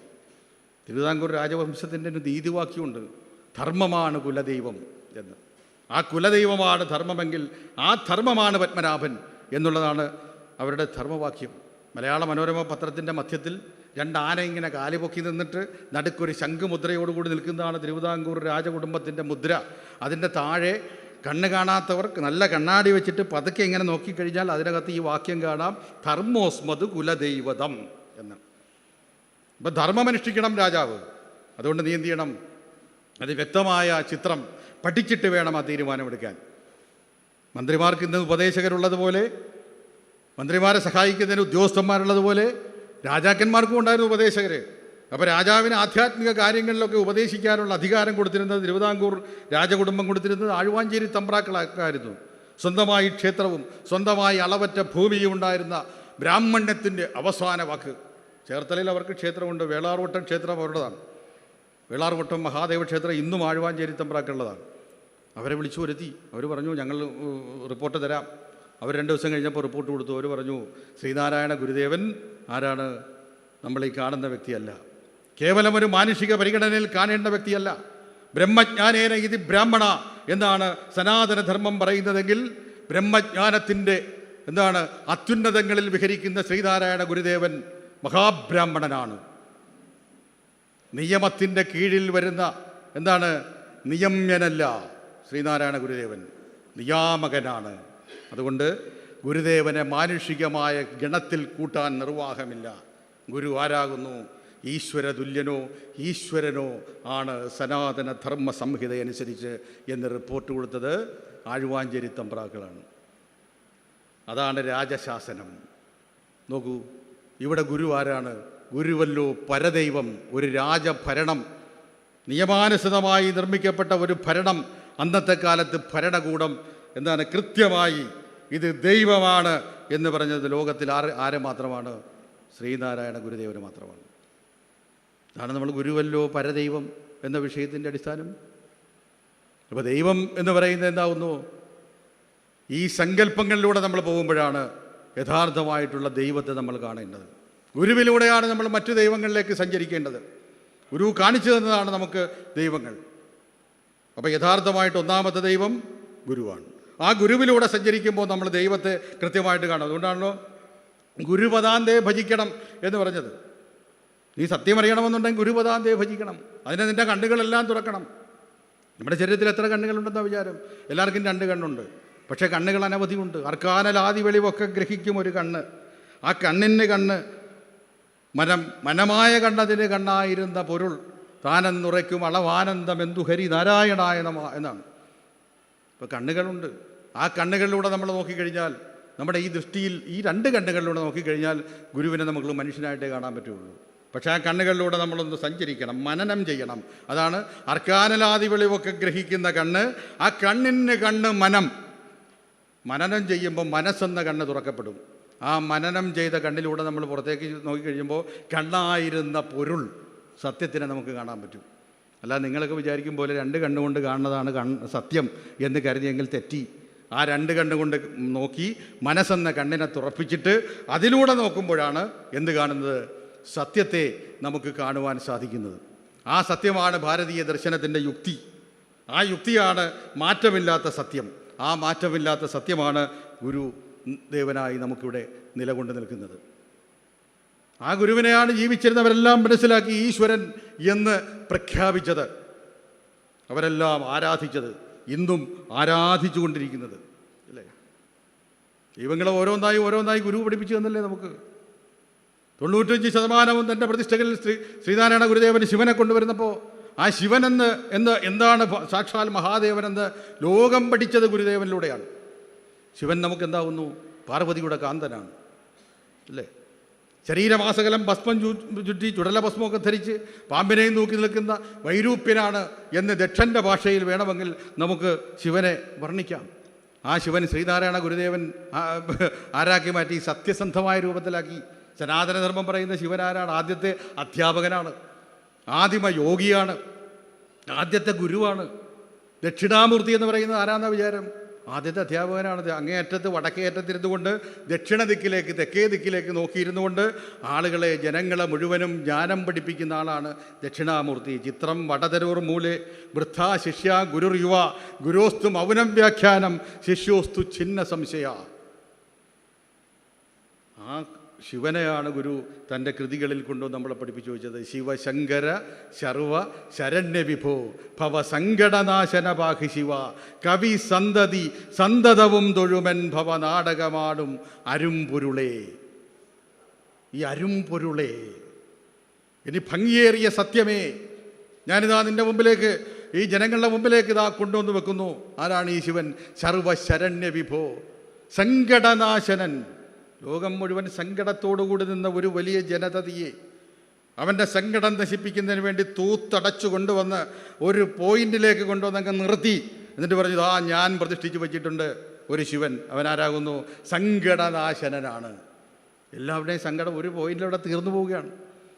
കവി സന്തതി സന്തതവും, ലോകത്തുള്ള മുഴുവൻ കവികളും നമിക്കുന്ന ഈശ്വരൻ. കേവലനായ ശിവനെയല്ല അവിടെ വെച്ചത്, കവികളെല്ലാം നമിക്കുന്ന ഈശ്വരൻ എന്ന് പറഞ്ഞതാവുന്നു. കാവ്യങ്ങൾ ചമക്കുന്നവനാണ് കവി. അപാരേ കാവ്യസംസാരേ കവിരേവ പ്രജാപതി എന്നാണ് അർത്ഥം. കാവ്യങ്ങൾ ചമക്കുന്ന കവി പ്രജാപതിയാണെങ്കിൽ ആ കാവ്യങ്ങൾ ചമക്കുന്ന കവികളാകുന്ന പ്രജാപതിമാരെല്ലാം നമിക്കുന്ന മൂർത്തി. എന്താ കാര്യം? ഈ ലോകത്തുള്ള മുഴുവൻ കാവ്യങ്ങളും ശിവനിലുണ്ടായി, മുഴുവൻ സാഹിത്യവും ശിവനിൽ നിന്നുണ്ടായി, മുഴുവൻ നടനങ്ങളും ശിവനിൽ നിന്നുണ്ടായി. ശിവനെ കണ്ടുകൊണ്ട് നാട്യകല പഠിച്ചു ഭരതമുനി. അങ്ങനെയാണ് ഭരതമുനി എന്ത് ചെയ്തത്? നാട്യശാസ്ത്രം എഴുതി വെച്ചത്. ശിവനെ കണ്ടുകൊണ്ട് പഠിക്കാൻ ശിവൻ എന്ത് നാട്യം? ശിവൻ നൃത്തം ചവിട്ടി, താണ്ഡവം.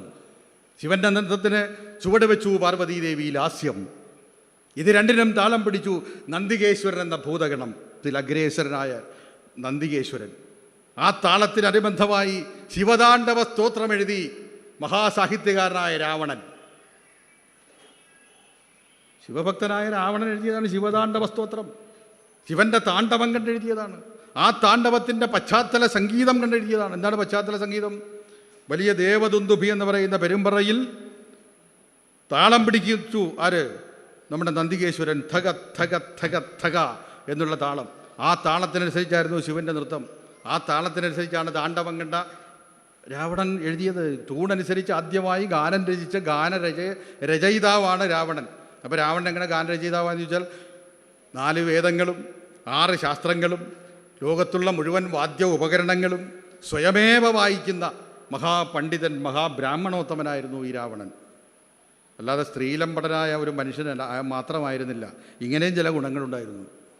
എല്ലാ വേദങ്ങളും അഭ്യസിച്ചിട്ടുണ്ടായിരുന്നു. എല്ലാ മന്ത്രങ്ങളും സ്വായത്തമാക്കി ഒറ്റയ്ക്ക് നിന്നുകൊണ്ട് ഹോമം ചെയ്യുമായിരുന്ന മഹാതാന്ത്രികനായിരുന്നു രാവണൻ. ആ താന്ത്രികൻ്റെ താന്ത്രിക ഭൂമിയാണ് നികുംഭില എന്ന് പറയുന്ന ഹോമസ്ഥലം.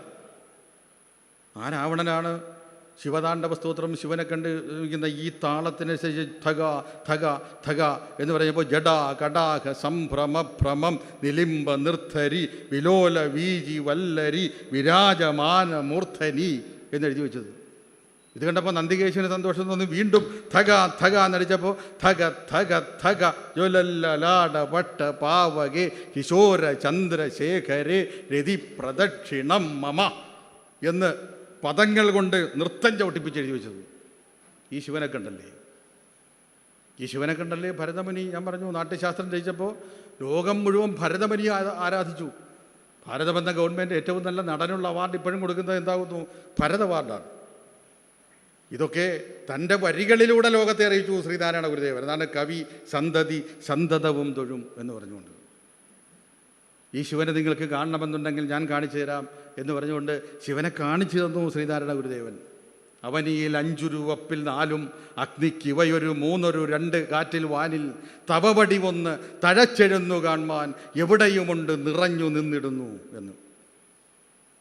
പണ്ടിത് കാണിച്ചു തന്നേ കൃത്യമായിട്ട് നമ്മൾ പഠിക്കണം. അവനിയിൽ 5 ശിവനെ കാണിച്ചു തരികയാണ്. ഈ ഭൂമിയിൽ 5 രൂപങ്ങളായി ഞാൻ നിങ്ങളെ ശിവനെ കാണിച്ചു തരാം. ഗുരുവിൻ്റെ കൃതിയാണ്.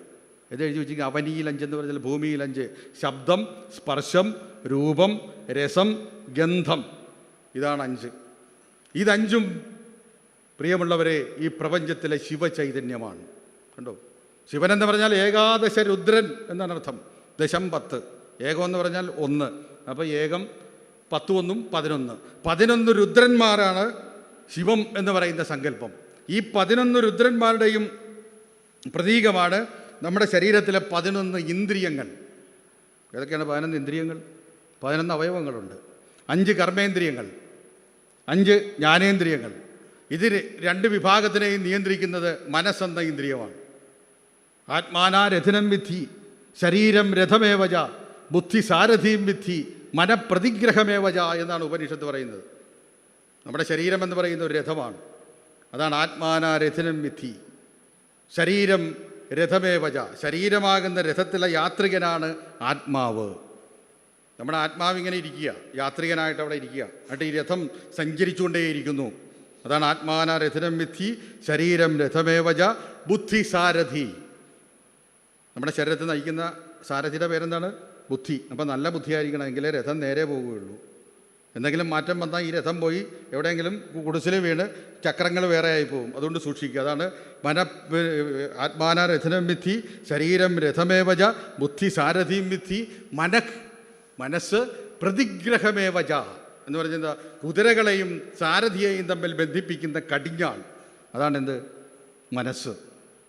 അപ്പോൾ ഈ മനസ്സാണ് എല്ലാ കാര്യങ്ങളും നിയന്ത്രിക്കുക. കടിഞ്ഞാൻ പോയാൽ തീർന്നില്ല എല്ലാം. അപ്പോൾ ഏകാദശ രുദ്രന്മാരെ 5 കർമ്മേന്ദ്രിയങ്ങളും 5 ജ്ഞാനേന്ദ്രിയങ്ങളും ഇവ രണ്ടും കൂടി നിയന്ത്രിക്കുന്ന മനസ്സുമായിട്ട് സങ്കല്പിച്ചിട്ട് പറഞ്ഞു, ശിവം എന്ന് പറയുന്ന സങ്കല്പത്തിൻ്റെ പ്രതിരൂപമാണ് മനുഷ്യൻ. എപ്പോൾ ഈ 5 കർമ്മേന്ദ്രിയങ്ങളും 5 ജ്ഞാനേന്ദ്രിയങ്ങളും മനസ്സും കൂടി നിൽക്കുന്ന സമയത്തോളം ഞാനും നിങ്ങളുമൊക്കെ ശിവമാണ്. ഈ 5 കർമ്മേന്ദ്രിയങ്ങൾ പണിമുടക്കും, 5 ജ്ഞാനേന്ദ്രിയങ്ങളും പണിമുടക്കും, മനസ്സെവിടെയോ പോകും. ആ സമയത്ത് നമ്മുടെ പേര് നേരെ എതിരായി മാറുന്നു, ശവം. മനസ്സിലായല്ലോ ശിവവും ശവവും തമ്മിലുള്ള വ്യത്യാസം. ഈ 11 പേരും പ്രവർത്തിക്കുന്ന സമയം ശിവം, ആ 11 പേര് ഒരേ സമയം പണിമുടക്കുമ്പോൾ ശവം. ഇതാണ് ശിവസങ്കല്പം. ആ ശിവസങ്കല്പത്തിൽ പ്രപഞ്ചത്തിലുള്ള ശിവനെയാണ് യുക്തിപൂർവം ഗുരു പറഞ്ഞത് ശബ്ദം, സ്പർശം, രൂപം, രസം, ഗന്ധം എന്നിങ്ങനെ ഭൂമിയിൽ 5 ഭാവങ്ങളായി നിലകൊള്ളുന്നത് ഹേ നടരാജ നീയാണ്. അവനിയിൽ 5, അപ്പിൽ 4, ജലത്തിൽ നീ 4ആണ്. 1 കുറയും. ഏതാണ്? ശബ്ദം, സ്പർശം, രൂപം, രസം. ഗന്ധം എന്തിനില്ല? വെള്ളത്തിനില്ല. ഗന്ധമില്ലാത്ത വസ്തുവാണ് വെള്ളം. അപ്പോൾ ചോദിക്കും, നമ്മുടെ ചായക്കൊക്കെ ചില മണമുണ്ടല്ലോ, അത് ചായയുടെ മണം, വെള്ളത്തിൻ്റെ അല്ല. നമ്മളിടുന്ന കാപ്പിപ്പൊടി, നമ്മളിടുന്ന തേയില, അതിൻ്റെ മണമാണ് ഈ വരുന്നത്. വെള്ളം, പാവം വെള്ളം എന്ത് പഠിച്ചു? വെള്ളത്തിന് ദുർഗന്ധമുണ്ടല്ലോ, ആ ദുർഗന്ധം മനുഷ്യനായിട്ട് കൊണ്ട് ഇട്ടതല്ലേ, വെള്ളത്തിൻ്റെ ദുർഗന്ധം അല്ലല്ലോ. പാവം വെള്ളം എന്ത് പഠിച്ചു? എത്ര കൃത്യമായിട്ട് ഗുരു എഴുതിയിരിക്കുന്നു, വെള്ളത്തിന് ഗന്ധമില്ല. അപ്പോൾ ശബ്ദവും സ്പർശവും രൂപവും രസവും. അഗ്നിക്കിവയൊരു 3. അഗ്നിയിൽ വരുമ്പോൾ ഈ പ്രപഞ്ച സത്യം 3ആയി മാറുന്നു. ഏതൊക്കെയാണ്? ശബ്ദം, സ്പർശം, രൂപം. ശരിയല്ലേ? അഗ്നി അങ്ങ് കത്തുകയാണ്. അഗ്നിക്ക് 7 നാവുണ്ടെന്നാണ് പറയുന്നത്. സപ്തജിഹ്വ എന്ന് ഹോമമന്ത്രത്തിൽ ഗുരു എഴുതി വെച്ചിട്ടുണ്ട്. ഓം അഗ്നേ തവയ തേജസ് തദ് ബ്രാഹ്മം മതസ്ത്വം പ്രത്യക്ഷം ബ്രഹ്മാസി ഇന്ദ്രിയാണി മനോബുദ്ധിരതി സപ്തജിഹ്വ എന്ന് പറയുന്നുണ്ട്. അപ്പോൾ ഇന്ദ്രിയങ്ങളും മനസ്സും ബുദ്ധിയും ഒക്കെ കൂടി കൂടുമ്പോഴാണ് ഈ സപ്തജിഹ്വകൾ ഗുരു കൃത്യമായിട്ട് പറയുന്നതെങ്കിൽ ആചാര്യന്മാർ അഗ്നിക്ക് പറയുന്ന 7 നാവുകൾ ഏതാണെന്നറിയാവോ? കാളി കരാളീജ മനോജവാച സുലോഹിതായാജ സുധൂമ്രവർണ്ണ സ്ഫുല്ലിംഗിനി വിശ്വരുചീജ ദേവി ലേലായമാന ഇവ സപ്തജിഹ്വ എന്നാണ്. അഗ്നി കത്തുമ്പോൾ 7 നാവുകൾ ഞാൻ കാണിച്ചു തരികയാണ്. എന്താണ്? കാളി. അഗ്നി കത്തുമ്പോൾ ആദ്യം കറുത്ത പുകയാണ് വരുന്നത്, അതിൻ്റെ പേരാണെന്ത്? കാളി. ഒന്നുകൂടി കറുത്ത പുകയായിട്ട് കറുത്ത് വരും, അതിൻ്റെ പേരാണ് കരാളി. കാളി കരാളീജ. 3ാമത്തത് മനോജവാച എന്ന് പറയുന്നത് അതിവേഗം കത്തിപ്പിടിക്കും, മനസ്സിൻ്റെ വേഗതയിൽ കത്തിയം കൊണ്ട് പിടിക്കുന്നത് മനോജവാച. സുലോഹിതായാജ എന്ന് പറഞ്ഞാൽ അഗ്നിയിൽ എന്താണ്? ഇരുമ്പ് ചുട്ടുപഴുത്ത് കിടക്കുന്ന, ലോഹം ചുട്ടുപഴുത്ത് കിടക്കുന്ന പ്രതീതിയുള്ള നിറം, അതിനാണ് സുലോഹിതായാജ. അത് കഴിയുമ്പോൾ വെളുത്ത പുകച്ചുരുളുകൾ വരും, അതാണ് സുധൂമ്രവർണ്ണ.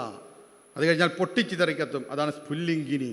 അത് കഴിഞ്ഞാൽ ലോകം മുഴുവൻ നക്കിത്തുടക്കുന്ന രീതിയിൽ കത്തും, അതാണ് വിശ്വരുചി. ഇങ്ങനെ അഗ്നിക്ക് 7 നാവുണ്ട് എന്ന് ആചാര്യന്മാർ പറയുന്നു. ആ അഗ്നിക്കാണ് ഗുരു പറയുന്നത് എന്താകുന്നു? 3. ശിവനെ 3ആയിട്ട് കാണാം: ശബ്ദവും സ്പർശവും രൂപവും. ശബ്ദം അഗ്നിക്കുണ്ട്. കത്തി വരുമ്പോൾ എവിടെയാണ് അഗ്നിക്ക് പൊട്ടിച്ചിതറയൊക്കെ കത്തുമ്പോൾ അഗ്നിക്ക് ശബ്ദമുണ്ട്. അഗ്നി വന്ന് ശരീരത്തിലേറ്റ് അയ്യോ തീ പൊള്ളിയേ എന്ന് പറയുന്നു. അപ്പോൾ സ്പർശമുണ്ട്. കത്തുന്ന രൂപവും നമുക്ക് കാണാം. രസവും ഗന്ധവും ആർക്കില്ല? അഗ്നിക്കില്ല. നാക്കുകൊണ്ട് രുചിച്ച് നോക്കാൻ പറ്റുമോ? അഗ്നി കത്തണ പാട്ടിച്ച് ഒന്ന് രുചിച്ചേക്കാം എന്നും പറഞ്ഞ് നാക്കും കൊണ്ട് ചെയ്യുന്ന സ്ഥിതി എന്തായിരിക്കും? നാക്കും കൊണ്ട് പിന്നെ വീട്ടിൽ പോരത്തില്ല അല്ലേ? അപ്പോൾ അഗ്നിയിൽ ശബ്ദം, സ്പർശം, രൂപം. അതാണ് അവനിയിൽ 5 രൂപപ്പിൽ 4 അഗ്നിക്ക് ഇവയൊരു 3 2 കാറ്റിൽ. ഒരു വൃത്തിയായിട്ട് പറഞ്ഞിരിക്കുകയാണ്. ഗുരുദേവൻ്റെ എഴുത്തൊക്കെ കണ്ടോ? 2 കാറ്റിലുണ്ടെന്ന്. ഏതൊക്കെയാണ്? ശബ്ദവും സ്പർശവും. അത് മാത്രമേ ഇവിടെയുള്ളൂ, കാറ്റിലുള്ളൂ. ശരിയല്ലേ? കാറ്റ് വരുമ്പോൾ എന്ത് കേൾക്കാം? ശബ്ദമില്ലേ? ഒരു രമ്പയില്ലേ? വന്ന് ശരീരത്തിലങ്ങ് അടിച്ചു പോകുമ്പോൾ എന്ത് കേൾക്കാം? അനുഭവപ്പെടാം? സ്പർശം അല്ലേ? ഭഗവാനെ തവ വടി ഒന്ന്. ഞാൻ കാണുമ്പോൾ നിന്നെ എന്തായിട്ടാണ് കാണുന്നത്? ഒന്നായിട്ട്. കണ്ടോ? ഏകനായ ദൈവത്തിനെ പ്രപഞ്ചത്തിലെ പല ശക്തികളിലേക്ക് കൊണ്ടുവന്ന ഇന്ദ്രജാലം. അതാണ് ഗുരുവിൻ്റെ കൃതി. ഇതാർക്ക് സാധിക്കും ഇങ്ങനെ എഴുതാൻ? കണ്ടോ? ഒരാളായ ദൈവം, ആ ദൈവത്തിനെ നമ്മുടെ കൺമുമ്പിൽ കൊണ്ടുവന്ന് കാണിച്ചിട്ട് ദൈവം ഉണ്ടറാ, നിതേ നിനക്ക് അനുഭവപ്പെട്ട് തരികയാണ് എന്ന് പറഞ്ഞ് ഭൂമിയിൽ 5, അവനിയിൽ 5, പിന്നെ ജലത്തിൽ 4, അഗ്നിയിൽ 3, കാറ്റിൽ 2, അന്തരീക്ഷത്തിൽ എൻ്റെ മനസ്സിൽ നീ 1 എന്ന് പറഞ്ഞാൽ ഈശ്വര ചൈതന്യത്തിനെ ഇത്രയ്ക്ക് വേദാന്തത്തെ ഇത്രയ്ക്ക് ലളിതമായി കൊണ്ടുവരാൻ ഒരു മനുഷ്യന് സാധ്യമാണോ? അവിടെയാണ് ഗുരുവിനെ നമ്മൾ പരദൈവമാക്കുന്നത്. കണ്ടോ? ഇത്ര കൃത്യമായിട്ട് ഇതെല്ലാം എഴുതിയിട്ട് ഗുരു ചോദിക്കുന്നുണ്ട്, ഇതൊക്കെ എഴുതിയിട്ട് സുഖകരമായിട്ട് ഞാനിങ്ങനെ എനിക്കിതിൻ്റെ വല്ല കാര്യമുണ്ടോ എന്ന് സുബ്രഹ്മണ്യനോട് ചോദിക്കുന്നത്. സുബ്രഹ്മണ്യൻ എന്ന് വെച്ചാൽ ഗുരുവിൻ്റെ ഏറ്റവും അടുത്ത ആളായിരുന്നു. എന്ന് പറഞ്ഞാൽ എന്താ? ഈ കൃത്യമായിട്ടുള്ള കാര്യങ്ങൾ എടുക്കുമ്പോൾ ഭാരതീയ ദർശനമനുസരിച്ച് ഈശ്വരനിലേക്ക് എടുക്കാൻ 9 കാര്യങ്ങളാണ് പറഞ്ഞിരിക്കുന്നത്. ഏതൊക്കെ 9 കാര്യങ്ങളെന്നറിയാമോ? ശ്രവണം കീർത്തനം വിഷ്ണു, സ്മരണം പാദസേവനം, അർച്ചനം വന്ദ്യം ദാസ്യം, സഖ്യം ആത്മനിവേദനം എന്നാണ്. ഈശ്വരനിലേക്ക് നിങ്ങൾ ഇവിടെ അമ്പലത്തിൽ പോയി വഴിപാടൊക്കെ നടത്തി പ്രാർത്ഥിച്ച് ഗുരുവിനെയൊക്കെ കണ്ട് തിരിച്ചു പോന്ന് കഴിയുമ്പോൾ നിങ്ങൾ അടുത്തു എന്ന് പറഞ്ഞാൽ തെറ്റാണ്. അങ്ങനെയൊന്നും അടുത്തിട്ടില്ല. അടുക്കണമെന്നുണ്ടെങ്കിൽ 9 ഘടകങ്ങളിലൂടെ നിങ്ങൾ സഞ്ചരിക്കണം. ശ്രവണം, അതിലൊന്നാമത്താണ് ശ്രവണം. അതിനാണ് നിങ്ങളെല്ലാവരും വന്നിരിക്കുന്നത്. ഈ ഭരണസമിതിക്കാർ പിന്നെ വളരെ കഷ്ടപ്പെട്ട് 16 കൊല്ലം കൊണ്ട് ഈ പരിപാടി നടത്തുന്നത് എന്തിനാണെന്നറിയാവോ? ഈ കാര്യം നടക്കുന്നുണ്ട്, ശ്രവണം കേൾക്കണേ. അതിനുവേണ്ടിയാണ്. നമുക്ക് മാത്രമേ ഈ ശ്രവണം ഇല്ലാതെയുള്ളൂ. ക്രിസ്ത്യാനിക്ക് എല്ലാ ദിവസവും ഉണ്ട് ശ്രവണം അല്ലേ? പള്ളിയിലില്ലേ? എല്ലാ ഞായറാഴ്ചയും കൃത്യമായിട്ട് പോകണം. ഞാൻ ക്രിസ്ത്യാനികളൊക്കെ തിങ്ങിപ്പാർക്കുന്ന സ്ഥലത്ത് നിന്നവനാണ്. 90% ക്രിസ്ത്യാനിയും 10% ഈഴവരും മാത്രമുള്ള കടൽ തീരമായ അന്ധകാരഴിയിൽ നിന്നാണ് ഞാൻ വരുന്നത്. ഞായറാഴ്ച ദിവസം എനിക്ക് നടക്കാൻ പുറത്തേക്കിറങ്ങാൻ ആൾ മുട്ടും. അതുകൊണ്ട് ആ നടപ്പ് അത്രയ്ക്ക് ജനമാണ് അവിടെ ചെല്ലുക. നമ്മളോടൊന്ന് 6 മണിക്ക് ആദ്യത്തെ കുർബാനൊക്കെ ഒന്ന് വന്നോന്ന് പറയുമ്പോൾ ഉടനെ തന്നെ നമ്മുടെ കിറിയൊക്കെ പോകും. പിന്നെ വേറെ പണിയൊന്നുമില്ല. മനുഷ്യൻ കിടന്ന് ഉറങ്ങുന്ന സമയത്ത് അവൻ്റെ ഒരു എന്നെ കൊണ്ടൊന്നും പറയിപ്പിക്കണ്ടല്ലേ. നമ്മൾ മനസ്സിൽ സെക്രട്ടറിയെയും പ്രസിഡന്റിനെയും പ്രാകും. എത്ര അംഗങ്ങളുണ്ട് ഈ ശാഖയിൽ? 315. 115 പേര് ഉണ്ടെന്ന് തോന്നുന്നു അല്ലേ? കാരണം ഒന്നും ഞാൻ മിണ്ടണില്ല. അതിൽ കൂടുതൽ ആൾക്കാരുണ്ടെന്ന് തോന്നുന്നു. അതുകൊണ്ട് ഞാൻ ഒന്നും പറയണില്ല, ക്ഷമിക്കുന്നു. ചില സ്ഥലത്തൊക്കെ ചെന്നാൽ ആണെന്നും ഉണ്ടാകില്ല. അവിടെ പിന്നെ വന്നിരിക്കും. ആരാന്നറിയാവോ? ഈ സ്ത്രീജനങ്ങൾ മാത്രം വന്നിരിക്കും. അപ്പോഴാണ് ഞാൻ ഇവിടെ നമ്മുടെ സ്വാഗത പ്രസംഗിക പറഞ്ഞതുപോലെ കൊച്ചുങ്ങളൊന്നും ഇല്ലേ എന്നൊക്കെ എനിക്ക് ചോദിക്കേണ്ടി വരുന്നത്. എന്താ കാര്യം എന്നറിയാമോ? നമ്മുടെ മക്കളെ ഇതൊക്കെ പഠിപ്പിക്കണ്ടേ? 50 വയസ്സ് കഴിഞ്ഞിട്ട് നമ്മളിത് എന്ത് കേൾക്കാതിരിക്കും? 50 വയസ്സ് കഴിഞ്ഞാൽ പിന്നെ CC അടഞ്ഞു. ഒരു സത്യം പറഞ്ഞതേ ഉള്ളൂ. പിന്നെ 10-20 വർഷത്തേക്കേ ഉള്ളൂ നിയമപ്രകാരം. അത് കഴിഞ്ഞ് പിന്നെ കിട്ടുന്ന ബോണസാ അല്ലേ? 50 വയസ്സ് കഴിഞ്ഞ് ഞാനിരുന്ന് എന്ത് കേൾക്കാനാ? കേൾക്കേണ്ടത് നമ്മുടെ മക്കളാണ് കേൾക്കേണ്ടത്. അവർക്കാണ് ഇതൊക്കെ സംശയങ്ങളുള്ളത്. അതുകൊണ്ടാണ് അവരെ പിടിച്ചു കൊണ്ടുവന്ന്. ഇപ്പോൾ അവർക്ക് ഞാൻ ഈശ്വരനെ പറഞ്ഞു കൊടുത്തേ, പ്രകൃതിയുടെ ചൈതന്യത്തെ പറഞ്ഞു കൊടുത്തു. അതുകൊണ്ടാണ് കൊച്ചുങ്ങൾക്കൊക്കെ ഈശ്വരനെ പറഞ്ഞു കൊടുക്കുന്നതിന് അമ്മമാരാണ് ആദ്യം പറഞ്ഞു കൊടുക്കുക. അമ്മമാരാണ് ആദ്യത്തെ ഗുരുക്കന്മാർ, ആദ്യത്തെ അധ്യാപകർ അമ്മമാരാണ്. അതുകൊണ്ടാണല്ലോ പൂന്തോട്ടത്തിൽ കൂടി ഈ ഗുരുവിനെ പഠിച്ചത് കൊണ്ടാണ് കുമാരനാശാൻ ഇതൊക്കെ പറഞ്ഞു കൊടുക്കാൻ സാധിച്ചത്. കുമാരനാശാൻ അതുകൊണ്ടാണ് പൂന്തോട്ടത്തിൽ കൂടി കുട്ടി സഞ്ചരിച്ചു കൊണ്ടിരുന്നപ്പോൾ, കുട്ടിയും അമ്മയും കൂടി സഞ്ചരിച്ചു കൊണ്ടിരുന്നപ്പോൾ കുട്ടി നോക്കുമ്പോൾ പൂക്കളിലെ തേൻ കുടിച്ച് മധുപ്പന്മാർ എന്ത് ചെയ്യുകയാണ്? പറഞ്ഞു പോകുന്നു. അവൻ നോക്കിയപ്പോൾ പൂക്കളിൽ നിന്ന് പൂക്കൾ പറഞ്ഞു പോകുന്നതായിട്ടാണ് തോന്നുന്നത്. അന്നേരമാണ് ആ താരാട്ടുപാട്ടിലിരിക്കുന്നത്. എന്താണ്? ഈ വല്ലിയിൽ നിന്നു ചെമ്മേ പൂക്കൾ പോകുന്നിതാ പറന്നമ്മേ. പൊട്ടത്തിനാണ് അവൻ പറയുന്നത് അല്ലേ? പൂക്കളിൽ നിന്ന് പൂക്കൾ പറന്നു പോകുന്നു അമ്മയെന്ന്. അമ്മക്ക് വാത്സല്യത്തോടെ എൻ്റെ മകൻ പൂക്കൾ പിന്നെ പറന്നു പോണ കണ്ടല്ലേ മിടുക്കൻ എന്നും പറഞ്ഞൊരു ഉമ്മയും കൊടുത്ത് അവൻ്റെ തെറ്റിനെ ന്യായീകരിച്ച അമ്മയല്ല കുമാരനാശാൻ്റെ അമ്മ. പകരം എന്ത് ചെയ്തു? തിരുത്തി എന്ന് പറഞ്ഞു. തെറ്റി. ആദ്യത്തെ വാക്ക് അത് തന്നെയാണ്. തെറ്റി നിനക്കുണ്ണി ചൊല്ലാം നൽപൂമ്പാറ്റകളല്ലേ ഇതെല്ലാം. അവൻ ആദ്യമായിട്ടൊരു വസ്തുവിനെ പഠിച്ചു. എന്തിനെ? പൂമ്പാറ്റ. കണ്ടോ? പൂക്കളിൽ നിന്ന് തേനുണ്ട് പുറത്തേക്ക് പോകുന്നത് പൂക്കളല്ല, പൂമ്പാറ്റകളാണ് എൻ്റെ മകനെ എന്ന അമ്മ പഠിപ്പിച്ചു കൊടുത്തു. അപ്പോൾ അവൻ അതിൻ്റെ ഒപ്പം പറക്കാൻ ഒന്ന് ശ്രമിച്ചു. ചാടി നോക്കി, നടന്നില്ല, ഉരുണ്ട് താഴെ വീണു. അപ്പോൾ അവൻ്റെ അടുത്ത സംശയം, മേൽക്കുമേലിങ്ങിവ പൊങ്ങി. കണ്ടോ? പൊങ്ങിപ്പോകുന്നു. മേൽക്കുമേൽ ഇങ്ങിവ പൊങ്ങി, നോക്കൂ നോക്കമ്മേ എന്തൊരു ഭംഗി. അതിൻ്റെ ഒപ്പം ഇങ്ങനെ സഞ്ചരിക്കാൻ അല്ലേ? എനിക്ക് അവയോടൊപ്പം പോയെന്ന് കളിക്കാൻ കൊതിയാകുന്നു, പക്ഷേ എനിക്ക് നടക്കുന്നില്ലല്ലോ അമ്മേ എന്ന് ചോദിച്ചപ്പോൾ ഗുരുവിനെ പഠിച്ച കുമാരനാശാൻ്റെ ആ അമ്മ പറഞ്ഞു കൊടുത്ത് എന്താണെന്നറിയാവോ? മകനെ, സാധിക്കും, പക്ഷേ നീയും ആ പൂമ്പാറ്റകളും തമ്മിൽ വ്യത്യാസമുണ്ട്. എന്താ കാരണം? ഓരോരുത്തർക്കും ഓരോ കഴിവ് ഈശ്വരൻ നൽകിയിട്ടുണ്ട് എന്ന് പറഞ്ഞു കൊടുക്കുന്നത് വളരെ വളരെ ലളിതമായിട്ടാണ്. ഒരു അധ്യാപികമാരുണ്ടെങ്കിൽ പഠിപ്പിക്കേണ്ട വിധമാണ് ആ പറഞ്ഞിരുന്നത്. ആര്? കുമാരനാശാൻ. ഗുരുവിനെ പഠിച്ചത് കൊണ്ടാണെന്ന് എങ്ങനെ എഴുതി വെച്ചു കൊടുത്തത്? എന്താ പറഞ്ഞത്? പിച്ച നടന്നു കളിപ്പൂ. എൻ്റെ മകൻ്റെ ജോലി ഇപ്പം പിച്ച നടന്ന് കളിക്കുന്ന രംഗമാണ് നീ. പക്ഷേ നീ ഒന്ന് ആലോചിച്ച് നോക്കൂ, ഈ പിച്ചകം ഉണ്ടോ ചരിപ്പൂ? രണ്ട് ഉദാഹരണം കാണിച്ചു കൊടുത്തത് കണ്ടോ? പൂന്തോട്ടത്തിൽ നിൽക്കുന്ന പിച്ചകപ്പൂവിനെ ചൂണ്ടിക്കാണിച്ചിട്ട് പറയാണ്, ഈ പിച്ചകപ്പൂ എൻ്റെ മകനെ പോലെ സഞ്ചരിക്കുന്നുണ്ടോ? സഞ്ചരിക്കുന്നില്ല.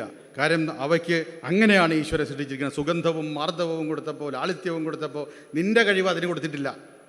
പകരം അവയുടെ സുഗന്ധം നിനക്കും തന്നിട്ടില്ല. അപ്പോൾ ആ കുട്ടി ചോദിക്കുന്നതാണ്, ഇമ്മട്ടിലായതെന്തെന്നാൽ ഞാനൊരു ഉമ്മ തരാം അമ്മ ചൊന്നാൽ. പിച്ചകപ്പൂവിനും എനിക്കും ഈ വ്യത്യാസം വരുത്തിയത് എന്താണ്? ഈ പ്രകൃതി എന്ന അമ്മ ആ സത്യം എനിക്ക് പറഞ്ഞു തരാണെങ്കിൽ അമ്മക്ക് ഞാനൊരു ഉമ്മ തരാം എന്നാ കൊച്ചു പറയുമ്പോൾ അമ്മ അന്തരീക്ഷത്തിലേക്ക് കൈകൾ കൂപ്പി പറയുകയാണ്. എന്താ പറയുന്നത്? നാമിങ്ങറിയുവതൽപ്പം. എൻ്റെ മകനെ, ഞാനും നീയും എല്ലാവരും അറിയുന്നത് അല്പം, എല്ലാം ഓമനെ ദൈവസങ്കല്പം. ഒരു താരാട്ടുപാട്ടിലൂടെ ഒരു കുഞ്ഞിനെ ദൈവത്തിൻ്റെ അരികിലേക്ക് കൊണ്ടുവന്ന് പിടിച്ചു നിർത്തി കൊടുത്തു. ആര്? കുമാരനാശാൻ.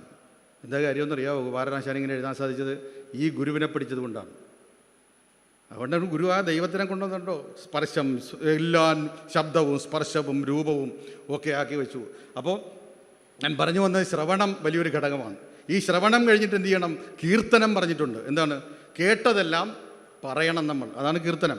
അല്ല പാട്ട് പാടുക എന്നുള്ള മാത്രമല്ല. അപ്പോൾ ശ്രവണം, കീർത്തനം, വിഷ്ണു സ്മരണം, പിന്നെ മെമ്മറിയിലുണ്ടാകണം. കേട്ടതും പറഞ്ഞുമായിട്ടുള്ള കാര്യങ്ങൾ മെമ്മറിയിലുണ്ടാകണം. ശ്രവണം, കീർത്തനം, സ്മരണം. അത് കഴിഞ്ഞിട്ടാണ് പാദസേവനം പറഞ്ഞിരിക്കുന്നത്. ഇത്ര ഗംഭീര. ഒരാളുടെ പാദസേവകനാകണമെന്നുണ്ടെങ്കിൽ, ഗുരുവിൻ്റെ പാദസേവകരാകാൻ നിങ്ങൾ ആഗ്രഹിക്കുന്നുണ്ടെങ്കിൽ നിങ്ങൾ ഗുരുവിനെക്കുറിച്ച് കേൾക്കണം, ശ്രവണം വേണം. ഗുരുവിനെക്കുറിച്ച് മെമ്മറി ഉണ്ടാകണം, സ്മരണം വേണം. ഗുരുവിനെക്കുറിച്ച് നിങ്ങൾ പറയണം. ഇത് മൂന്നും കഴിഞ്ഞിട്ടാണ് നിങ്ങൾ എന്ത് ചെയ്യേണ്ടത്? മാന്നാറുകാരോട് നിങ്ങൾ ഗുരുവിൻ്റെ പാദസേവകരാകേണ്ടത്. അത് നിങ്ങൾക്കതുണ്ട്. അതാണ് നിങ്ങൾ ഈ ശ്രീനാരായണ കൺവെൻഷൻ വെച്ച് നിങ്ങൾക്ക് ശ്രവണമുണ്ട്, നിങ്ങളത് പറയുന്നുണ്ട്. കണ്ടോ? ഇതെല്ലാം കഴിഞ്ഞിട്ട് പറയുന്ന ഒരു രണ്ട് കാര്യമുണ്ട്: സഖ്യവും ആത്മനിവേദനവും. സഖ്യം എന്ന് പറഞ്ഞാൽ പ്രകൃതിയിലുള്ള ഈശ്വരന്മാരുമായിട്ട് കൂട്ടുകൂടുക. ആ ഈശ്വരൻ എന്ന് പറയുന്നത് കൂട്ടുകൂടിയിട്ട് എടാ വാടാ പോടാ ബന്ധം, അതാണല്ലോ ഈ കൂട്ടുകാരെന്ന് പറയുന്നത്. ഈശ്വരനെ അടുത്ത് കണ്ടിട്ട് വർത്തമാനം പറഞ്ഞിരുന്നു കൊണ്ട് വളരെ അടുപ്പം സ്ഥാപിക്കുക. അങ്ങനെ ഒരു സ്ഥാപനം നമ്മൾക്ക് നടക്കത്തില്ല. പക്ഷേ യുഗപുരുഷന്മാരായ ഗുരുദേവനെപ്പോലുള്ള ആളുകൾക്ക് അത് നടക്കും. അങ്ങനെ നടന്നിട്ട് എഴുതിയതാണ് ഗുരുവിൻ്റെ കൃതികളെല്ലാം. ഈശ്വരനോട് വളരെ അടുത്തിട്ട് തമാശ രൂപേണ. അതുകൊണ്ട് എന്ത് ചെയ്തു? ഗുരു ഇങ്ങനെയൊക്കെ എഴുതി കഷ്ടപ്പെട്ട് നടന്നപ്പോൾ സുബ്രഹ്മണ്യനോട് പറയുന്നു, എൻ്റെ സുബ്രഹ്മണ്യ, ഞാനിതൊക്കെ സുബ്രഹ്മണ്യനോടായിരുന്നു സഖ്യം സ്ഥാപിച്ചത് ഗുരു. സുബ്രഹ്മണ്യ ഉപാസകനായിരുന്നു. ആ ഉപാസകനായ സുബ്രഹ്മണ്യനെ അരികിൽ കൊണ്ടുവന്നിരുത്തി സംവാദ രൂപേണ എഴുതിയാണ് സുബ്രഹ്മണ്യ കീർത്തനം.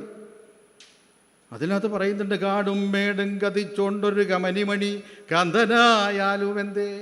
എൻ്റെ സുബ്രഹ്മണ്യ, എനിക്ക് വേണമെങ്കിൽ ആവശ്യമുള്ളതും ഇല്ലാത്തതൊക്കെ പറഞ്ഞുകൊണ്ടൊരു സുന്ദരിയായ പെൺകുട്ടിയെ കല്യാണം കഴിച്ചങ്ങ് ജീവിച്ചാൽ പോരായിരുന്നോ? കണ്ടോ എത്ര ഗംഭീരമായിട്ടാണ് ചോദ്യം. കാടും മേടും കതിച്ചോണ്ടൊരു കമനിമണി കാന്തനായാലും എന്തേ, പാടും കേടും പറഞ്ഞ് പല വഴി ഉഴറി പാഞ്ഞലഞ്ഞാലുമെന്തേ. എന്തു വരാനാ? ഒന്നും വരാനില്ലായിരുന്നു. പക്ഷേ നിൻ്റെ തിരുവടിയെ, നിൻ്റെ ചൈതന്യത്തെ മനസ്സിലേക്ക് ആവാഹിച്ച് ഞാൻ നടന്നപ്പോൾ ഞാനതെല്ലാം ഉപേക്ഷിച്ചു എന്ന്. ഈ സഖ്യം എന്ന് പറയുന്ന തലത്തിലേക്ക് ഈശ്വരന്മാരെ കൊണ്ടുവന്ന് എഴുതിയപ്പോൾ നമ്മളും അത് കണ്ട് എന്ത് ചെയ്യുന്നു? ഈശ്വരനെ പഠിക്കുകയായിരുന്നു. ഏകദന്തം മഹാകായം തപ്തകാഞ്ചന സന്നിഭം ലംബോദരം വിശാലാക്ഷം വന്ദേഹം. ഗണനായകം ഒന്ന് ഗണപതിയെ ചൊല്ലിപ്പഠിപ്പിച്ചു ശാന്തിമാരും തന്ത്രിമാരുമെങ്കിൽ ശ്രീനാരായണ ഗുരുദേവൻ ആ ഗണപതിയുടെ ഏറ്റവും മഹത്വമാർന്നൊരു ദർശനം നമ്മുടെ കൺമുമ്പിലേക്ക് കൊണ്ടുവന്നു. ആരാണ് ഗണപതി? അതാണ് വിനായകാഷ്ടകം അല്ലേ? നമദ്ദേവവൃന്ദം ലസദ്വേദഗന്ധം ശിരശ്രീമതിന്ദും ശ്രുതശ്രീ മുകുന്ദം ബൃഹച്ചാരുദുന്ദം സ്തുതശ്രീ സനന്ദം ജഡാഹീന്ദ്രകുന്ദം ഭജേ അഭീഷ്ടസന്ധു എന്ന് എഴുതി വെച്ചപ്പോൾ ആ ലോകം അന്ന് എഴുതപ്പെട്ട ആ കാലഘട്ടത്തിൽ അത് വായിച്ച ആൾക്കാരിങ്ങനെ നമിച്ചു വീണു.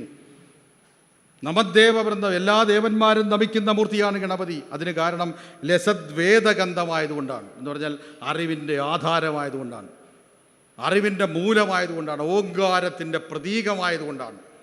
അതുകൊണ്ട് ആ ഗണപതിയുടെ മുമ്പിൽ ഞാൻ കാണുന്നു ശിരശ്രീമതിന്ദും, ശിരസിൽ ഞാൻ ചന്ദ്രനെ കാണുകയാണ്. ആ ഗണപതിയുടെ മുമ്പിലാണ് സ്തുതശ്രീ സനന്ദം. മഹാവിഷ്ണു ശ്രീ ഭാര്യയോടൊപ്പം വന്ന് നമസ്കരിക്കുന്നത് ഈ മൂർത്തിയുടെ മുമ്പിലാണ്, അറിവിൻ്റെ മുമ്പിലാണ് എന്ന് പറഞ്ഞ് അറിവിനെ ദേവനാക്കി, അറിവിനെ ഗണപതിയാക്കി, ആ വിനായകനെ നമ്മുടെ മുമ്പിലേക്ക് 8 ശ്ലോകങ്ങളാക്കി അവതരിപ്പിച്ചപ്പോൾ അറിവെന്ന് പറയുന്ന മഹാപ്രപഞ്ചത്തിൻ്റെ മുമ്പിലാണ് മനുഷ്യൻ നമസ്കരിക്കേണ്ടതെന്ന് ഗുരു നമ്മെ പഠിപ്പിച്ചു തന്നു. ആണ് ഗുരുവിൻ്റെ ആ ഒരു ദർശനം. മക്കൾക്കൊക്കെ കല്യാണം ആലോചിക്കുമ്പോൾ എങ്ങനെ കല്യാണം നടത്തണം, എങ്ങനെ പൊരുത്തം നോക്കണം, ഏത് ഗ്രഹങ്ങളിലെ കത്തൂടി പോകണം, ഏത് കടിയാനെ നോക്കി എൻ്റെ ജാതകം കൃത്യമാക്കണം എന്നൊക്കെ പറഞ്ഞ് വിഷമിക്കുമ്പോൾ 105 കൊല്ലങ്ങൾക്ക് മുമ്പ് വളരെ സിമ്പിളായി വിവാഹത്തിൻ്റെ പൊരുത്തം നമുക്ക് തന്നിട്ടുണ്ട് ശ്രീനാരായണ ഗുരുദേവൻ. എത്ര പേര് പഠിച്ചിട്ടുണ്ടെന്ന് എനിക്കറിഞ്ഞൂടാ. എന്താണ് വിവാഹപ്പൊരുത്തം ഗുരു പറഞ്ഞിരിക്കുന്നത് അറിയാമോ? വിദ്യാവിത്ത വയോരൂപ ശീലദ്വേഷാനുരൂപ്യതേ മിഥ അനുരാഗോ ദാമ്പത്യ സ്ഥിതവും സുദൃഢ ശൃംഖല എന്നാണ്. കല്യാണം കഴിക്കാൻ ആഗ്രഹിക്കുന്നവരും കഴിപ്പിക്കാൻ ആഗ്രഹിക്കുന്നവരും ഈ ഗുരുവിൻ്റെ പൊരുത്തം നോക്കണം. എന്താണ് കല്യാണം ആലോചിക്കുമ്പോൾ പെൺകുട്ടിക്കും ആൺകുട്ടിക്കും കൂടി കല്യാണം ആലോചിക്കുമ്പോൾ ആദ്യം നോക്കേണ്ടത് വിദ്യ, എഡ്യൂക്കേഷൻ. പൊരുത്തം കണ്ടോ? ചൊവ്വയും ബുധനും വ്യാഴവും വെള്ളിയും പോയി അവിടെ നിൽക്കണം എന്നല്ല, എഡ്യൂക്കേഷൻ നോക്കണം. അതാണ് വിദ്യ. വിത്തം ധനസ്ഥിതി നോക്കണം. വിദ്യാവിത്ത വയോരൂപ വയസ്സ് നോക്കണം, രൂപം നോക്കണം. അതാണ് വിദ്യാവിത്ത വയോരൂപ ശീലദ്വേഷം സ്വഭാവത്തിലുള്ള ഏകീകരണങ്ങൾ നോക്കണം. അവസാനം അനുരാഗം നോക്കണം. ഇത്രയും നോക്കിക്കഴിഞ്ഞാൽ ആ ദാമ്പത്യം സുദൃഢ ശൃംഖല, പൊട്ടിച്ചെറിയാൻ പറ്റാത്ത ചങ്ങലയായിരിക്കും. ഇന്ന് പല വിവാഹങ്ങളും പൊട്ടിച്ചെറിയപ്പെടുന്നതിൻ്റെ കാരണം ഗുരുവിൻ്റെ ഈ പൊരുത്തം നമ്മൾ നോക്കാത്തത് കൊണ്ടാണ്. ഗുരുവിനെ പറഞ്ഞിട്ട് മറ്റു പൊരുത്തങ്ങൾ 10 പൊരുത്തവും ഒക്കെയാണ് SNDPയുടെ സെക്രട്ടറിയും പ്രസിഡന്റുമാരും ഇരുന്ന് മധ്യസ്ഥ പറഞ്ഞ് അവസാനം കുടുംബ കോടതി കയറുന്നത്. ഗുരുവിൻ്റെ ഈ പൊരുത്തം കൃത്യമായിട്ട് നമ്മൾ പാലിക്കൂ, ഒരു കുഴപ്പവും വരികയില്ല. അതുകൊണ്ടാണ് ഗുരുവിനെ പഠിച്ചിട്ടാണ് ആശാൻ എന്ത് ചെയ്തത്? ദുരവസ്ഥ എന്ന് പറയുന്നത് എൻ്റെ കൃതി എഴുതിയപ്പോൾ ദുരവസ്ഥയിലെ സാവിത്രി അന്തർജനം എന്ന് പറയുന്ന പെൺകുട്ടി ഭർത്താവിനെക്കുറിച്ച്, ഭാവി ഭർത്താവിനെക്കുറിച്ച് ചിന്തിക്കുന്ന ഒരു രംഗമുണ്ട്. എൻ്റെ ഭർത്താവ് ആരായിരിക്കണം? ഒരു മൈനയോടാണ് അവൾ പറയുന്നത്. ഒരു മൈന, ആ മൈനയെ നോക്കി പറയുന്നു സാവിത്രി അന്തർജനം, എനിക്ക് ഭാവി ഭർത്താവ് എങ്ങനെ ആയിരിക്കണമെന്നറിയാവോ എന്ന് 1921 പറയുന്നത് ഈ 2025 എല്ലാ പെൺകുട്ടികൾക്കും, വിവാഹം കഴിക്കാൻ ആഗ്രഹിക്കുന്ന പെൺകുട്ടികളും മനസ്സിൽ കോറിയിടേണ്ട കാര്യമാണ്. എന്താണ് സാവിത്രി അന്തർജനം പറയുന്നതെന്നറിയാവോ? നിർധനനെന്നാലും എന്നെ വേൽക്കുന്നയാൾ വിദ്യാപരനായിരുന്നീടണം. കണ്ടോ? കല്യാണം കഴിക്കാൻ ആഗ്രഹിക്കുന്ന പെൺകുട്ടികൾ മനസ്സിൽ കോറിയിടേണ്ടതാണ് ഈ ആപ്തവാക്യം. നിർധനനെന്നാലും, ധനവാൻ ആകണമെന്ന് നിർബന്ധമൊന്നുമില്ല. ധനവാൻ അല്ലെങ്കിൽ ഒരു കാര്യത്തിൽ എനിക്ക് നിർബന്ധം ഉണ്ടായിരിക്കണം. അതാണ് നിർധനനെന്നാലും എന്നെ വേൽക്കുന്നയാൾ വിദ്യാപരനായിരുന്നീടണം. അവൻ ആരായിരിക്കണം? വിദ്യാസമ്പന്നനായിരിക്കണം, വിദ്യാപരനായിരിക്കണം. ഇനി രൂപവാനല്ലെങ്കിലും അപ്പുമാനന്യ സ്ത്രീജിതൻ ആകാതിരുന്നീടണം. 104 കൊല്ലത്തിന് മുമ്പ് ഒരു പെണ്ണ് പറഞ്ഞതാണ്. 104 കൊല്ലം കഴിഞ്ഞിട്ടാണ് ഞാനീ പറയണത് ഓർത്തണം. രണ്ടാമത്തതാണ് ഏറ്റവും കൂടുതൽ സൂക്ഷിക്കേണ്ടത്. എന്താണ്? ഭർത്താവ് എങ്ങനെയാടി? നല്ല ഗ്ലാമർ അല്ലേ? എനിക്ക് ആ ചെറുക്കനെ വേണ്ട, അവന് നിറം പോരാ, അവൻ്റെ മുടിയുടെ ഇതുപോരാ, മൂക്ക് അങ്ങനെ ഇങ്ങനെ ഇരിക്കുന്നു എന്നൊക്കെ പറഞ്ഞ് നമ്മൾ ഗ്ലാമറിൻ്റെ പുറകെ പോകുമ്പോൾ ഗുരുവിനെ പഠിച്ച കുമാരനാശാൻ എഴുതി വച്ചിരിക്കുക, രൂപവാൻ അല്ലെങ്കിലും എന്നെ കല്യാണം കഴിക്കുന്നവൻ രൂപവാൻ അല്ലെങ്കിലും അപ്പുമാൻ അന്യ സ്ത്രീജിതൻ ആകാതിരുന്നിടണം. ഗ്ലാമറുണ്ടെന്നും പറഞ്ഞ് കല്യാണം കഴിച്ചു വന്നു കഴിഞ്ഞാൽ നമ്മളെ മാത്രമല്ല വേറെയും 5-10 പേരെ നോക്കുന്നവനാണെങ്കിൽ തീർന്നില്ലേ? അതുണ്ടാകാൻ പാടില്ല. 2 കാര്യങ്ങൾ മാത്രമേ എനിക്ക് ആവശ്യമുള്ളൂ എൻ്റെ മൈനെ എന്ന് പറഞ്ഞുകൊണ്ട് ആ സാവിത്രി അന്തർജനം പറയുന്ന ഇതാണ്, രൂപവാനല്ലെങ്കിലും അന്യ സ്ത്രീജിതനാകാത്ത ഒരു ഭർത്താവ് എനിക്കുണ്ടാവണം. നിർധനനല്ലെങ്കിലും വിദ്യയുണ്ടാകണം. കാര്യം എന്താ? വിദ്യയുണ്ടായാൽ അവിടെ ധനം തനിയേ വരും. എന്താ സംശയം? നല്ല വിദ്യാഭ്യാസം ഉണ്ടെങ്കിൽ അവിടെ ധനം തന്നെ താൻ വരും, നല്ല ജോലി കിട്ടും, നല്ല ശമ്പളം കിട്ടും. അപ്പോൾ വിദ്യക്കാണ് ധനം. അപ്പോൾ ഒന്നാമത്തെ പൊരുത്തം വിദ്യ. രണ്ടാമത്തത് വിത്തം എന്ന് പറഞ്ഞാൽ ധനസ്ഥിതിയുടെ പൊരുത്തം വേണം. എന്ന് പറഞ്ഞാൽ കാശ് കൂടുതലുള്ള ഭർത്താവും കാശ് കുറവുള്ള പെൺകുട്ടിയും ആദ്യകാലങ്ങളിൽ കുഴപ്പമൊന്നും വരില്ല. അത് കഴിയുമ്പോൾ എന്ത് സംഭവിക്കും? പൊരുത്തക്കേടുകൾ ഉണ്ടാകാം. വെറുതെ ഇരിക്കുന്ന സമയത്ത്, അവന് പറഞ്ഞിരിക്കുന്ന സമയത്ത് അവൻ വെറുതെ ഒരു ചോദ്യം ചോദിക്കും, നിൻ്റെ വീട്ടിൽ നിന്ന് എനിക്ക് എന്നാ കിട്ടിയടി? ഒരു ചോദ്യം, ഒരു നിസ്സാരപ്പെട്ട ചോദ്യം. ഉടനെ തന്നെ അടുക്കളയിൽ നിന്നൊരു സ്ത്രീ ശബ്ദം, ഇപ്പോഴാണ് എൻ്റെ മകന് അത് ചോദിക്കാൻ നേരം കിട്ടിയത്. കണ്ടാ ആരായിരിക്കും അത്? അമ്മായിയമ്മ. പിന്നെ അതേ തുടർന്ന് പ്രശ്നം. അപ്പോൾ വിദ്യാവിത്തം, വയസ്സിലൊരു ഘടകമാണ്. ശ്രീനാരായണ ഗുരുദേവൻ വയസ്സിൽ പൊരുത്തം വേണമെന്ന് ചോദിച്ചപ്പോൾ ശിഷ്യന്മാർ ചോദിച്ചു, എത്ര വയസ്സാണ് ഗുരു? 6 or 7 കൂടി വന്നാൽ 10 വയസ്സ്. അതിനപ്പുറം ഒരിക്കലും ദമ്പതിമാരുടെ വയസ്സ് കൂടാൻ പാടില്ല, വ്യത്യാസം വരാൻ പാടില്ല. ഗുരുദേവൻ എന്ന് പറയുമ്പോൾ ഓർക്കണം, മഹായോഗ കുമാരനാശാൻ 45 വയസ്സുള്ളപ്പോൾ 16കാരിനെ കല്യാണം കഴിച്ചിരിക്കുക. ട്യൂഷൻ എടുക്കാൻ പോയതാണ്. സ്നേഹഗായകനല്ലേ, അത് കാരണം ഇച്ചിരി സ്നേഹം കൂടിപ്പോയി. ഭാനുമതി കല്യാണം കഴിക്കുമ്പോൾ തൻ്റെ ശിഷ്യനും തൻ്റെ പ്രിയങ്കരനുമായ വ്യക്തി ചെയ്തത് തെറ്റാണെന്ന് ഭംഗ്യന്തരേണ പറയുകയാണ് ഗുരു. വയസ്സിൽ പൊരുത്തം വേണം. അപ്പോൾ വിദ്യാവിത്തം രൂപത്തിൽ പൊരുത്തം വേണമെന്ന് പറഞ്ഞാൽ എന്താണ്? ഗ്ലാമറല്ല അവിടെ ഉദ്ദേശിച്ചത്. 2 പേരും കൂടി പോകുമ്പോൾ ഒരു കുഴപ്പമില്ലാത്ത ഒരു സ്യൂട്ടബിൾ, ഫിസിക്കലി സ്യൂട്ടബിൾ, അതാണ് അവിടെ ഗുരു ഉദ്ദേശിച്ച രൂപം. അല്ലാതെ പൊക്കം കൂടിയ ചെറുക്കൻ, പൊക്കം തീരെ കുറഞ്ഞ പെൺകുട്ടി അല്ലേ? എൻ്റെ നാട്ടിൽ അങ്ങനെ പൊക്കം കൂടിയ ഒരാൾ പൊക്കം കുറഞ്ഞ പെണ്ണെ കല്യാണം കഴിച്ചു കഴിഞ്ഞപ്പോൾ എന്ത് പറ്റിയെന്നറിയാം? ഈ ഫോട്ടോഗ്രാഫർക്ക് ഫോട്ടോ എടുക്കാൻ പറ്റണില്ല, ആംഗിൾ കറക്റ്റല്ല. ഉടനെ ഈ ഫോട്ടോഗ്രാഫർ പറഞ്ഞ് ഇഷ്ടിക നിരത്തിയിട്ട് പെണ്ണ് അതിൻ്റെ മുകളിൽ കയറി നിൽക്കാൻ പറഞ്ഞു. ഇഷ്ടിക നിരത്തിയിട്ട് അതിൻ്റെ മുകളിൽ കയറി നിന്നപ്പോൾ ഈ വൃത്തികെട്ട ഫോട്ടോഗ്രാഫർ ഫോട്ടോ എടുത്ത് വന്നപ്പോൾ ഇഷ്ടിക ഉൾപ്പെടെ എടുത്ത്. അപ്പോൾ എന്ത് പറ്റി? ആൽബത്തിൽ പെണ്ണ് ഇഷ്ടികപ്പുറത്ത് നിൽക്കുകയാണ് ഇങ്ങനെ അല്ലേ? അല്ലെങ്കിൽ പിന്നെ നിറം അല്ലേ? സാംബശിവൻ്റെ ഭാഷയിൽ പറയണമെങ്കിൽ കറുത്തവാവിൻ്റെ ഇരുട്ടത്ത് ജനിച്ചതുപോലുള്ള ചെറുക്കൻ എന്ന് പറഞ്ഞാൽ എന്താ? അത്ര നല്ല നിറമാണ്. കറുത്തവാവിൻ്റെ ഇരുട്ടത്ത് ജനിച്ചതുപോലുള്ള കറുത്ത കരിമുട്ടി. പെണ്ണിനെ കിട്ടിയതോ നല്ല ഉർവശിയെപ്പോലെ ഇരിക്കുന്ന വെളുത്ത സുന്ദരി. 2 പേരും കൂടി ഒരു കുഴപ്പമില്ല, അവർ കല്യാണം കഴിച്ച് സുന്ദരമായിട്ട് ജീവിക്കുക. പക്ഷേ 2 പേരും കൂടി മാന്നാർ ഗുരുമന്ദിരത്തിൽ പ്രാർത്ഥിക്കാൻ ആദ്യമായിട്ട് വന്നു കഴിയുമ്പോൾ അതിൻ്റെ പരിസരത്തുള്ള ചില പ്രായം ചെന്ന ആൾക്കാർ പറയും, കൊള്ളാം, രാത്രിയും പകലും പോലെ ഇരിക്കും അല്ലേ? ഒരു കമൻ്റ്, ഒരു നിർദോഷ ഫലിതം, ഇത്രയേ പറയുള്ളൂ. ഉടനെ ഒരു വല്യപ്പം പറഞ്ഞു, അല്ല ഈ പെണ്ണിന് ഇതിൻ്റെ വല്ല കാര്യം ഉണ്ടായിരുന്നു? ഇത്തിരി ഒച്ചത്തിലാണ് അയാൾ പറഞ്ഞത്. ഇത് പെണ്ണ് കേട്ടു. അവൾ 2-3 ദിവസം കഴിഞ്ഞപ്പോൾ വീട്ടിൽ നിന്ന് സ്വയം ആലോചിച്ചു, അല്ല എനിക്കിതിൻ്റെ വല്ല കാര്യം ഉണ്ടായിരുന്നു. കണ്ട, രൂപത്തിൽ പൊരുത്തം വേണം എന്ന് ഗുരു പറഞ്ഞ എത്ര കൃത്യമാണ്. അപ്പോൾ വിദ്യ, വിത്തം, വയസ്സ്, രൂപം, ശീലദ്വേഷം എന്ന് പറഞ്ഞാൽ എന്താ? സ്വഭാവത്തിലുള്ള, സംസാരത്തിലുള്ള ആ ഒരു വേവ് ലെങ്താണ് അവിടെ ഉദ്ദേശിക്കുന്നത്. അതെങ്ങനെ മനസ്സിലാക്കാൻ പറ്റും? എങ്ങനെ മനസ്സിലാക്കും? കല്യാണമൊക്കെ കഴിക്കാനായിട്ട് എങ്ങനെയാണ്? പെണ്ണ് കാണാനായിട്ട് ചെറുക്കൻ ദല്ലാൾ കൊണ്ടുവരുന്നു, അമ്മാവനുണ്ടാകും, അച്ഛനുണ്ടാകും. അപ്പോൾ ഒരു ആധികാരികമായിട്ട് ചോദിക്കുന്നു, നമ്മൾ ചായ കൊണ്ടേ കൊടുക്കുന്നു, മാറി നിൽക്കുന്നു. നിനക്കിഷ്ടമായോടി? കുഴപ്പമൊന്നുമില്ല. കല്യാണം കഴിപ്പിക്കുന്നു. ഇയാളുടെ മനസ്സിലെന്താണെന്ന്? ചക്കയാണോ ചൂഴ്ന്നെടുക്കാൻ? നമ്മൾ കുറേ നാൾ കഴിയുമ്പോൾ അറിയണം ഇയാൾ ഇത്തരക്കാരനാണെന്ന് ഞാനറിഞ്ഞില്ല, അതെല്ലാൾ പറ്റിച്ചതാണ് അല്ലേ? എല്ലാവർക്കും ഒരു ചെറിയ ബുദ്ധിമുട്ടൊക്കെ ഉണ്ടാകും. കല്യാണം കഴിക്കുമ്പോൾ അതിനെന്ത് ചെയ്യണം? 105 കൊല്ലങ്ങൾക്ക് മുമ്പ് ഗുരു പറഞ്ഞു, വിവാഹം കഴിക്കാൻ ആഗ്രഹിക്കുന്ന പ്രതിശ്രുത വരനെയും വധുവിനെയും അല്പനേരം മാറ്റിയിരുത്തി സംസാരിക്കാനുള്ള അവസരമൊരുക്കണം രക്ഷകർത്താക്കളെന്ന്. ഇത്ര ഗംഭീരമായ കൗൺസിലിംഗാണ്. 10-60 ഇപ്പോൾ എൻ്റെ മുമ്പിലിരിക്കുന്ന പ്രായം ചെന്നവരൊക്കെ ഒന്ന് ആലോചിച്ച് നോക്ക്. നിങ്ങളുടെ കല്യാണ സമയത്ത് ഇങ്ങനെ വിവാഹത്തിന് മുമ്പ് വർത്തമാനം പറഞ്ഞായിരുന്നോ? 2-3 അമ്മമാർ ഇരിപ്പുണ്ടല്ലോ, വർത്തമാനം പറഞ്ഞായിരുന്നോ? ഇല്ല. എല്ലാവർക്കും ഒരു നിരാശ, എന്ത് ചെയ്യാനാണെന്ന് പറഞ്ഞില്ല അല്ലേ?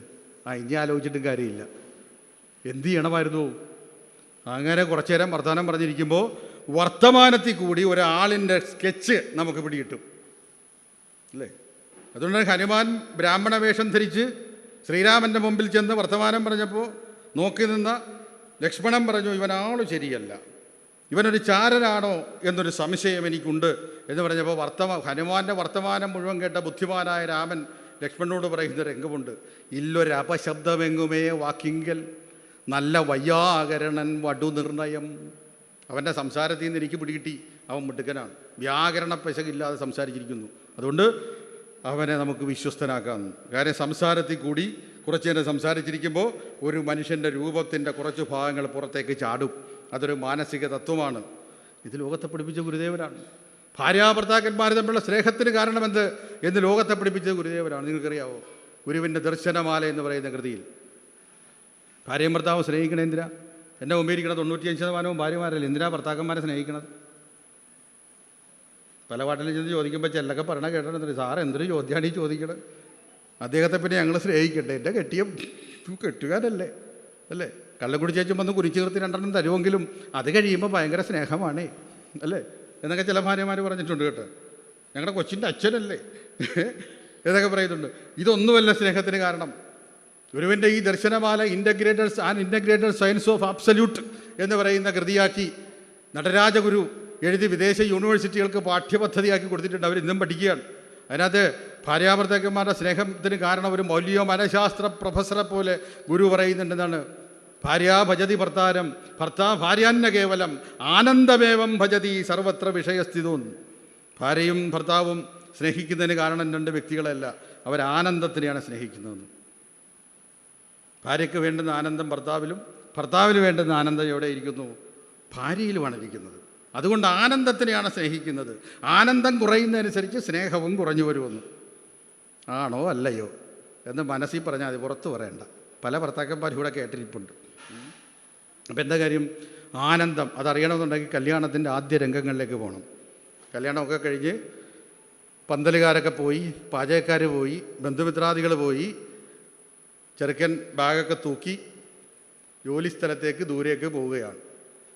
ഭാര്യ വീട്ടിൽ നിൽക്കുകയാണ്. എന്തായിരിക്കും അവസ്ഥ? ചെന്നിട്ട് പറയും, ചേട്ടൻ ഇപ്പം പോവുകയാണ്. സജലങ്ങളായ മെഴികൾ, മുഖമാകെ വിവരണം, എനിക്ക് ബുദ്ധിമുട്ടാണ്, സഹിക്കാൻ പറ്റണില്ല, ചേട്ടൻ ഇനി എന്നാണ് വരുന്നത്, അതുകൊണ്ട് 2 ദിവസം കഴിഞ്ഞ് പോകാൻ ലീവ് എടുക്ക്. പോകാനിറങ്ങിയ മനുഷ്യൻ ബാഗുമായിട്ട് തിരിച്ചകത്ത് കയറി. എന്താണ്? ആദ്യത്തെ സ്നേഹം, ആനന്ദത്തിൻ്റെ പരകോടിയിൽ നിൽക്കുന്ന സ്നേഹം. ഒരു 10 വർഷം കഴിഞ്ഞു. 10 വയസ്സുള്ളൊരു മകനുണ്ട്. ഈ മനുഷ്യൻ വീണ്ടും ജോലിക്കിറങ്ങുകയാണ്. നല്ലൊരും തിരക്കുമോ? ആര് തിരക്ക്? അയാളതുമായിട്ട് ഇറങ്ങി പുറത്തേക്ക് പോകുന്നു. കുറച്ച് കഴിഞ്ഞപ്പോഴാണ് അടുക്കളയിൽ നിന്നൊരു ഉത്ബോധം വന്ന് ഭാര്യ തിരക്കുകയാണ് 10 വയസ്സുള്ള മകനോട്, എടാ അച്ഛൻ പോയാടാ? ഉടനെ മകൻ പറഞ്ഞു, അയ്യോ അച്ഛനെപ്പോഴേ പോയി, അമ്മ കണ്ടില്ലേ? എന്താ കാര്യം? ആദ്യത്തെ ദിവസം പോകേണ്ട ലീവ് എടു, 2 ദിവസം കഴിഞ്ഞു പോയാൽ മതി എന്ന് പറഞ്ഞാൽ കക്ഷിക്ക് 10 വർഷം കഴിഞ്ഞപ്പോൾ എന്ത് പറ്റിയിരിക്കുന്നു? മാറ്റം വന്നിരിക്കുന്നു. ഇനി വയസ്സായി ഒരു 85 വയസ്സാകുമ്പോഴോ അവിടെയും മാറ്റം വരികയാണ്. ആ ചെറുപ്പത്തിലുള്ള സ്നേഹമൊന്നും കാണില്ല വല്യപ്പന്മാർക്കും വല്യമ്മമാർക്കും. മനുഷ്യ എന്നൊക്കെ വിളിക്കുകയുള്ളൂ. ആ സമയത്ത് ആര്? പ്രായം ചെന്ന കക്ഷീനെ. മക്കൾ പറയണതും ഞാൻ പറയണതൊക്കെ കേട്ട് അടങ്ങി ഒതുങ്ങി നിങ്ങൾ ജീവിച്ചാൽ നിങ്ങൾക്ക് കൊള്ളാം എന്ന് പറയണ പ്രായം കണ്ടോ? ഗുരു എത്ര കൃത്യമായിട്ടാണ് പറഞ്ഞ, ആനന്ദമേവം ഭജതി. നിങ്ങൾ സ്നേഹിക്കുന്നത് ആനന്ദത്തിനെയാണ്. ഈ ആനന്ദം കുറയുന്നതനുസരിച്ച് നിങ്ങളുടെ സ്നേഹത്തിനും കുറവ് സംഭവിക്കും.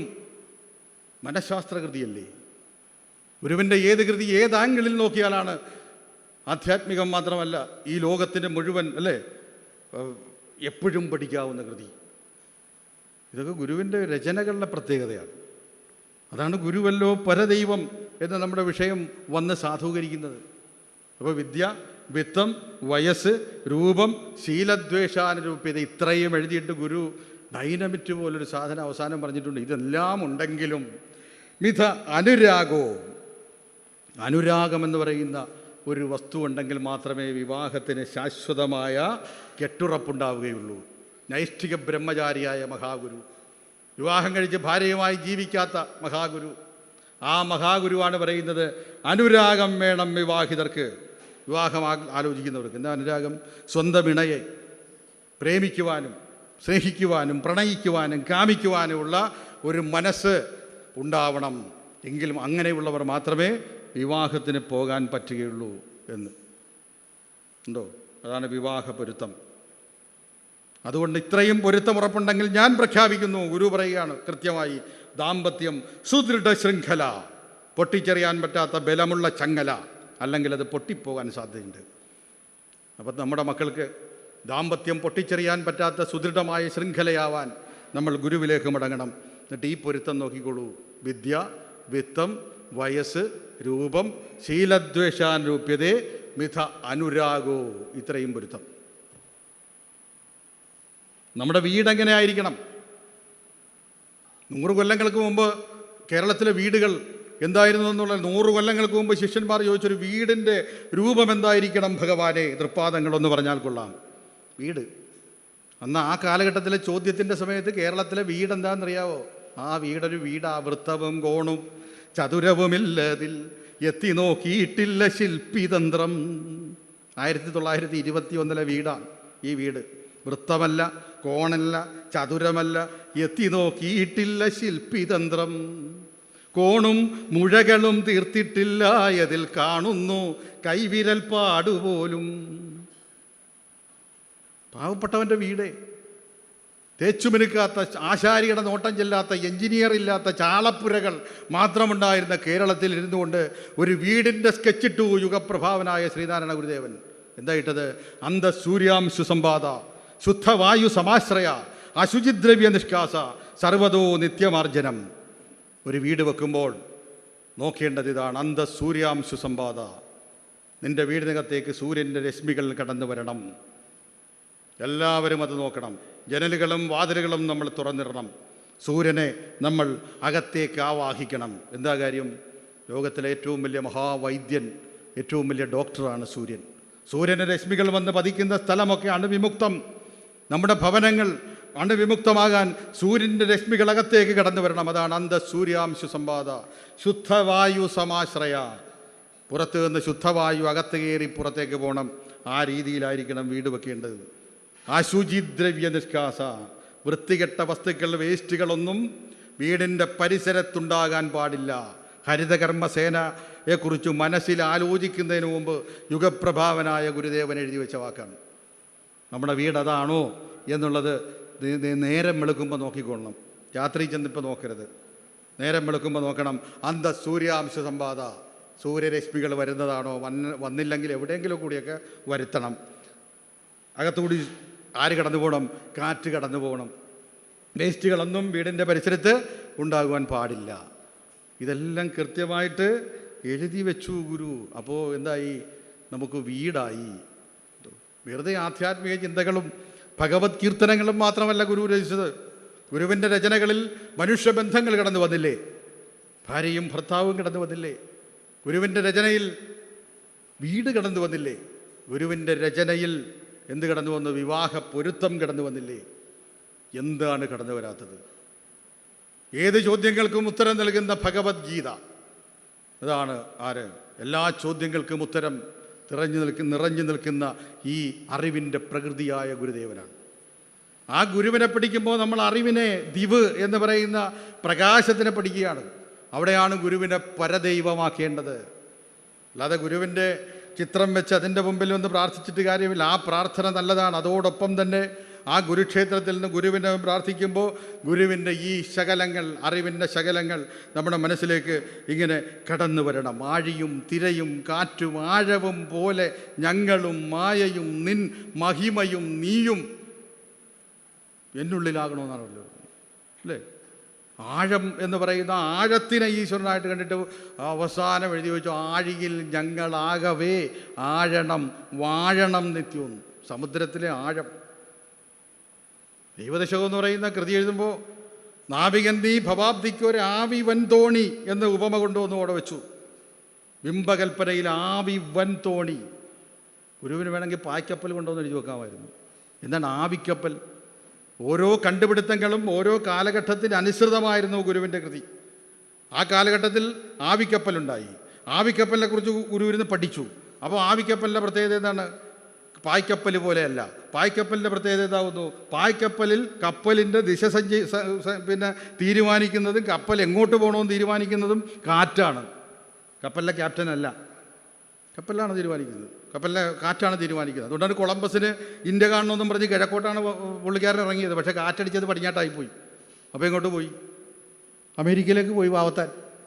വാസ്കോഡി ഗാമ ഇറങ്ങിയപ്പോൾ സുന്ദരമായ കാറ്റ് വീശി കിഴക്കോട്ട് കയറി കയറി കയറി കയറി പോകുന്നത് ഇന്ത്യയിൽ വന്നു. കാറ്റാണ് തീരുമാനിച്ചത്. ആവിക്കപ്പലിൽ അതല്ല, ക്യാപ്റ്റനാണ് തീരുമാനിക്കുന്നത് എങ്ങോട്ട് പോകണമെന്ന്. അതുകൊണ്ടാണ് നാവികൻ നീ ഭവാബ്ദിക്കൊരാവി വൻ തോണി.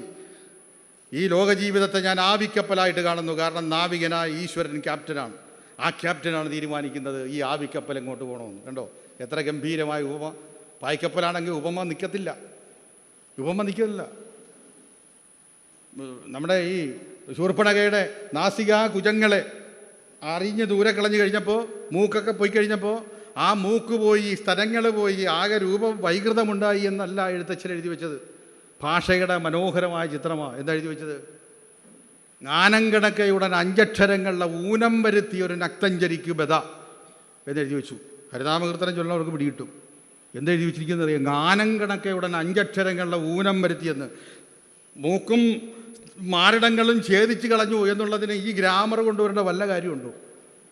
ഗ്രാമറാണ് കൊണ്ടുവന്നിരിക്കണം. മലയാള സാഹിത്യത്തിൻ്റെ ഗ്രാമർ. എന്താ കാര്യം എന്നറിയാവോ? മൂക്ക് കൊണ്ട് ഉച്ചരിക്കണ 5 അക്ഷരങ്ങളുണ്ട്. അതാണ് ങ്ങായിൽ തുടങ്ങണ ങഞ്ഞണനമ. ഒന്ന് പറഞ്ഞേ, ങഞ്ഞണനമ. മൂക്കില്ലാതെ പറയാൻ പറ്റുമോ? ആനന്ദം. ഒന്ന് പറഞ്ഞു നോക്ക്. നടക്കിയല്ല, വേറെ അക്ഷരേ വരുള്ളൂ. ങഞ്ഞണനമ, ഈ 5 അക്ഷരങ്ങൾ ആർക്ക് പോയി? പിന്നെ ശൂർപ്പണഖയുടെ മൂക്ക് പോയപ്പോൾ ശൂർപ്പണഖയ്ക്ക് ഇത് പറയാൻ പറ്റിയില്ല. അതിനാണ് എഴുത്തച്ഛൻ ഈ ഗ്രാമർ കൊണ്ടുവന്നിരിക്കുന്നത്. ജ്ഞാനം കണക്കയുടെ 5 അക്ഷരങ്ങളുടെ ഊനം വരുത്തിയെന്ന് വെച്ചാൽ മൂക്ക് ചെത്തി ദൂരെ കളഞ്ഞെന്ന് പറയാൻ ഉള്ള പണിയാണ് ഈ പെട്ടിരിക്കണമെന്ന് ഓർക്കണം. കണ്ടു? മൂക്ക് ചെത്തി ഉപ്പിലിട്ടു, അല്ലെങ്കിൽ മൂക്ക് ചെത്തി വലിച്ചെറിഞ്ഞു എന്നങ്ങ് പറഞ്ഞാൽ പോരെ. അല്ല, 5 അക്ഷരങ്ങൾ പറയാൻ പറ്റാണ്ടാക്കി എന്ന്. എന്താ കാര്യം എന്നറിയാവോ? ഭാഷയെ സ്നേഹിച്ചു, ഭാഷയിലെ അറിവിനെ സ്നേഹിച്ചു, അറിവിലെ പ്രകാശത്തെ സ്നേഹിച്ചു. അതൊക്കെ അതുകൊണ്ടാണ് അങ്ങനെയൊക്കെ എഴുതാനായിട്ട് സാധിച്ചത്. അതുകൊണ്ടാണ് ഇവിടെ ആവിക്കപ്പലിനെ കൊണ്ടുവന്നത്, അല്ലേ? സുബ്രഹ്മണ്യ കീർത്തനം എഴുതിയപ്പോൾ ഭഗവാൻ ശ്രീനാരായണ ഗുരുദേവൻ ട്രെയിനിനെ കൊണ്ടുവന്നിട്ടുണ്ട്. അറിയാവോ നിങ്ങൾക്ക്? ഗുരുദേവനോട് സുബ്രഹ്മണ്യനോട് പ്രാർത്ഥിക്കുമ്പോൾ എന്താണ്? വെയിലും നിലാവും വിഴുങ്ങി കനലുള്ളി നടുവിൽ കാലും ഊന്നിപ്പിടിച്ച മയിലിന്മേൽ ആടുമുണ്ണി മറയരുത് മനോമൗന വീട്ടിൻ വിളക്കെ. റെയിലിൻ വേഗം ജയിക്കും ജരനര മുതലാം മൂഢരും ഞാനുമായി ജയിലിൽ പാർപ്പാൻ ജരുക്കം ജവമയി പരമൻ ചിൽസുഖം നൽകിയിടയണം എന്ന് ഗുരു എഴുതി വെച്ചപ്പോൾ അവിടെ ഒരു ഇംഗ്ലീഷ് വാക്ക് കൊണ്ടുവന്നു. ഏതാണ്? റെയിൽ. കണ്ടോ? തൻ്റെ ജീവിത കാലഘട്ടത്തിൽ എന്തൊക്കെ പരിഷ്കാരങ്ങൾ ഈ ലോകത്ത് സംഭവിച്ചുവോ അതെല്ലാം തൻ്റെ കൃതികളിലേക്ക് കൊണ്ടുവരാൻ സംസ്കൃതവും തമിഴും മലയാളവും ഇത് 3ഉം അറിയാമായിരുന്ന ത്രിഭാഷാ പണ്ഡിതൻ എന്തുകൊണ്ടുവന്നു? ഇംഗ്ലീഷിനെ കൂടി കൊണ്ടുവന്ന് വെച്ചിരിക്കുക. റെയിലിൻ വേഗം ജയിക്കും ജരനര മുതലാം മൂഢരും ഞാനുമായി ജയിലിൽ പാർപ്പാഞ്ഞെരുക്കൊന്നു. 2 വാക്ക് അവിടെ കൊണ്ടുവന്നു. ഒന്ന് റെയില്, മറ്റൊന്ന് ജയില്. അപ്പോൾ റെയിലിനെ കൊണ്ടുവരാൻ കാര്യം എന്താ? ആ കാലഘട്ടത്തിൽ ഏറ്റവും വേഗതയേറിയ വാഹനമായിരുന്നു ഏത്? ട്രെയിൻ. ആ ട്രെയിനിൻ്റെ വേഗതയിലാണ് എൻ്റെ ശരീരത്തിലേക്ക് വാർദ്ധക്യം കടന്നു വരുന്നത്, ജരനര. അപ്പോൾ അതിനോട് ഏറ്റുമുട്ടി ഞാൻ ഈ ജയിൽ എന്ന് പറയുന്നത് ഈ കാരാഗ്രഹമാകുന്ന ഈ ലോകത്തിൽ ജീവിക്കുമ്പോൾ നിന്നെക്കുറിച്ചുള്ള ഓർമ്മ വേണമേ സുബ്രഹ്മണ്യ എന്ന് പ്രാർത്ഥിക്കാനായിട്ട് ആ ഇംഗ്ലീഷ് പദം കൊണ്ടുവന്നു. മഹാത്ഭുതമല്ലേ ഇതൊക്കെ? ഇത് ആരെഴുതി വെക്കും ഇങ്ങനെയൊക്കെ? അതുകൊണ്ടല്ലേ ഗുരുവല്ലോ പരദൈവം എന്ന ഈ വിഷയം തന്നെ വരാൻ കാര്യം. വേറെ ആർക്ക് സാധിക്കും ഇതൊക്കെ? ആവിക്കപ്പലിനെ കൊണ്ടുവന്ന, റെയിലിനെ കൊണ്ടുവന്ന, ജയിലിനെ കൊണ്ടുവന്ന ഗുരു. ആ ഗുരുവിനെയാണ് നമ്മൾ പഠിക്കേണ്ടത്. ആ ഗുരുവിൻ്റെ മുമ്പിലാണ് നമ്മൾ പ്രാർത്ഥിക്കേണ്ടത്. ആ ഗുരുവാണ് ഇവിടെ ഈശ്വരനായിട്ട് അങ്ങ് നിൽക്കുന്നത്, ദൈവമായി. എങ്ങനെ ജീവിക്കണം, ഏത് രൂപത്തിൽ പോകണമെന്ന് ലോകത്തോട് പറയുകയും അത് ജീവിതമായി കാണിച്ചു കൊടുക്കുകയും ചെയ്ത ശ്രീനാരായണ ഗുരുദേവൻ. ഗുരുവിൻ്റെ കൈവെക്കാത്ത മേഖല ഏതുണ്ട് ഈ വിശ്വപ്രകൃതിയിൽ എന്ന് ചോദിക്കും പോലെ എല്ലായിടത്തും കേവലം കാവ്യം ചുമച്ച് മാറിയിരിക്കുകയായിരുന്നില്ല. ആ കാവ്യത്തിലൂടെ ഈശ്വരൻ്റെ സത്യസന്ധമായ ആവിഷ്കാരം. ഞാനെപ്പോഴും പറയാറുണ്ട്, നമ്മുടെ ഈ തെരഞ്ഞെടുപ്പ് കമ്മീഷൻ എന്ന് പറയുന്നത് മനസ്സിലായത് TN ശേഷൻ വന്നപ്പോഴാണ്. അതിനു മുമ്പ് തെരഞ്ഞെടുപ്പ് കമ്മീഷനുണ്ട്. ശേഷൻ വന്ന് പുതിയതായിട്ടൊന്നും എഴുതിയില്ല, പുതിയതായിട്ടൊരു നിയമം അയാൾ ചമച്ചില്ല. പക്ഷേ യഥാർത്ഥത്തിൽ കുത്തിയിരുന്നു കൊണ്ട് പഠിച്ചിട്ട് അതാണ് കമ്മീഷൻ എന്ന് പറഞ്ഞപ്പോൾ പിന്നെ എല്ലാവർക്കും അത് പിന്തുടരേണ്ടി വന്നു. ഭാരതത്തിൻ്റെ ധർമ്മശാസ്ത്രം, സനാതന ധർമ്മമെന്ത് എന്ന് ഗുരുവിലൂടെയാണ് ലോകം പഠിച്ചത്. ഗുരുവാണിതെല്ലാം കൊണ്ടുവന്നത്. ഏത് തരത്തിൽ ഇപ്പം ഇങ്ങനെയൊക്കെ എഴുതി പ്രതിഷ്ഠിക്കാം, അതുപോലെ തന്നെ കണ്ണാടിയിൽ പ്രതിഷ്ഠിക്കാം. എന്നൊക്കെ പറയുമ്പോൾ മന്ത്രിമാർ പറയും എന്തൊക്കെ മഹാവിപ്ലവങ്ങളാണ്, ഇങ്ങനെയൊന്നും ഇല്ല, ഇതൊക്കെ ഗുരു കണ്ടുപിടിച്ചതാണ്. അല്ല, ഭാരതത്തിൻ്റെ ധർമ്മശാസ്ത്രങ്ങൾ എഴുതി വെച്ച് സത്യസന്ധമായത് ഗുരു പഠിക്കുകയും അത് എന്ത് ചെയ്തു, പൊക്കിയെടുക്കുകയും അത് ജനങ്ങളുടെ മുമ്പാകെ കൊണ്ടുവരികയും ചെയ്തു. പ്രതിഷ്ഠകൾ 8 തരത്തിൽ ചെയ്യാമെന്ന് ഗുരുവിനും മുൻപേ ഭാരതീയ ധർമ്മശാസ്ത്രം എഴുതി വെച്ചിട്ടുണ്ട്. 8 തരത്തിൽ. ഏതൊക്കെ? ശൈലി, ദാരുമയി, മനോമയി, ലോഹമയി, മണിമയി, ലേഹ്യ, ലേപ്യാച്ച, പ്രതിമാഷ്ട, വിധിസ്മൃത എന്നെഴുതി വെച്ചിട്ട് അതാരും നോക്കിയില്ല, ഗുരു നോക്കി. ശൈലി, ശിലയിൽ പ്രതിഷ്ഠിക്കാം, അതാണ് ശൈലി. ദാരുമയി, തടിയിൽ ദേവനിർമ്മിതങ്ങളാകാം, തടിയിൽ പ്രതിഷ്ഠിക്കാം, അതാണ് ദാരുമയി. മനോമയി, മനസ്സിലെ രൂപമനുസരിച്ച് പ്രതിഷ്ഠിക്കാം. മണിമയി, രത്നനിർമ്മിതങ്ങളാകാം. ലോഹമയി, ലോഹങ്ങൾ കൊണ്ട് പ്രതിഷ്ഠിക്കാം. ലേഹ്യ, ലേപ്യ, എഴുതിയും വരച്ചും പ്രതിഷ്ഠിക്കാം എന്ന് എഴുതി വച്ചിരിക്കുകയാണ് ഇവിടെ. ആ നിയമമെടുത്തങ്ങ് പ്രാവർത്തികമാക്കി ഗുരു. അപ്പോൾ എഴുതി വന്നു, പ്രതിഷ്ഠിച്ചു. ഏതാണ് എഴുതി പ്രതിഷ്ഠിച്ചത്? ഓംകാരം എഴുതിയതല്ലേ. സത്യം, ധർമ്മ, ദയ, ശാന്തി എന്ന് മുരിക്കുമ്പുഴ കാലകണ്ഠേശ്വര ക്ഷേത്രത്തിൽ എഴുതിയപ്പോൾ പ്രതിഷ്ഠയായില്ലേ? കണ്ടോ? ഇതാരെടുത്ത് പ്രയോഗിച്ചിരിക്കുന്നു? ഈ യുഗപ്രഭാവനായ ഗുരുവല്ലാതെ ഏത് യോഗി ഇത് പഠിച്ചിരിക്കുന്നു? ഇവിടെയാണ് ഗുരുവല്ലോ പരദൈവം എന്നുള്ളത് സത്യമാകുന്നത്. ആ ഗുരുവിനെയാണ് നമ്മൾ പഠിക്കേണ്ടത്. ആ ഗുരുവിനെയാണ് നമ്മൾ മനസ്സിലേക്ക് ആവാഹിക്കേണ്ടത്. ആ ഗുരുവിനെയാണ് ഈ കൺവെൻഷനിലൂടെ നമ്മളിങ്ങനെ എന്നുമെന്നും പ്രാർത്ഥിക്കേണ്ടത്. ആ ഗുരുവാണ് നമുക്ക് മുമ്പിൽ നിൽക്കുന്ന തേജപുഞ്ചം. ആ ഗുരുവിന് തുല്യമായി മറ്റൊന്നുമില്ല ഇവിടെ. അതുല്യം, അനുപമം എന്ന് പറയാം. ഗുരുവല്ലോ പരദൈവം എന്ന വിഷയത്തെ ആസ്പദമാക്കി ഇന്നത്തെ ഈ കൺവെൻഷനിൽ നിങ്ങളുടെ മുമ്പാകെ ഇങ്ങനെ പറയുവാൻ സാധിച്ച ഗുരുനിയോഗത്തിൻ്റെ മുമ്പിൽ ആദരവോടെ പ്രണാമം അർപ്പിക്കുന്നു. എല്ലാവർക്കും ഭഗവാൻ ശ്രീനാരായണ ഗുരുദേവൻ്റെ എല്ലാവിധ അനുഗ്രഹവും ഉണ്ടാകട്ടെ എന്ന് പ്രാർത്ഥിക്കുന്നു. ഇതിനായി എന്നെ ക്ഷണിച്ച ഇതിൻ്റെ പ്രസിഡന്റ് ശ്രീ ഉത്തമൻ ചേട്ടന്, ശ്രീ വി വിവേകാനന്ദൻ, ശ്രീ രാധാകൃഷ്ണൻ പുല്ലാമടത്തിൽ സെക്രട്ടറി, പിന്നെ നമ്മുടെ വനിതാ സംഘം പ്രവർത്തകരായ സുജ സുരേഷ്, സ്വപ്ന അശോക്, സുധ വിവേക്. മനോഹരമായ മൈക്ക്, അതാണ് ഇത്രയും നേരം പോയത്. ചില സ്ഥലങ്ങളിലൊക്കെ ചെല്ലുമ്പോൾ ഈ മൈക്ക് വലിയ പ്രശ്നമാണ്. അപ്പോൾ എന്ത് പറ്റുമെന്നറിയാമോ, നമ്മുടെ ആകെ ക്ഷീണിച്ചു പോകും. ഇപ്പോൾ അങ്ങനെയല്ല, ഇവിടെ നിന്നപ്പോൾ എനിക്ക് ക്ഷീണം തോന്നിയില്ല. അതുകൊണ്ട് മണിക്കൂർ 2 പോയി.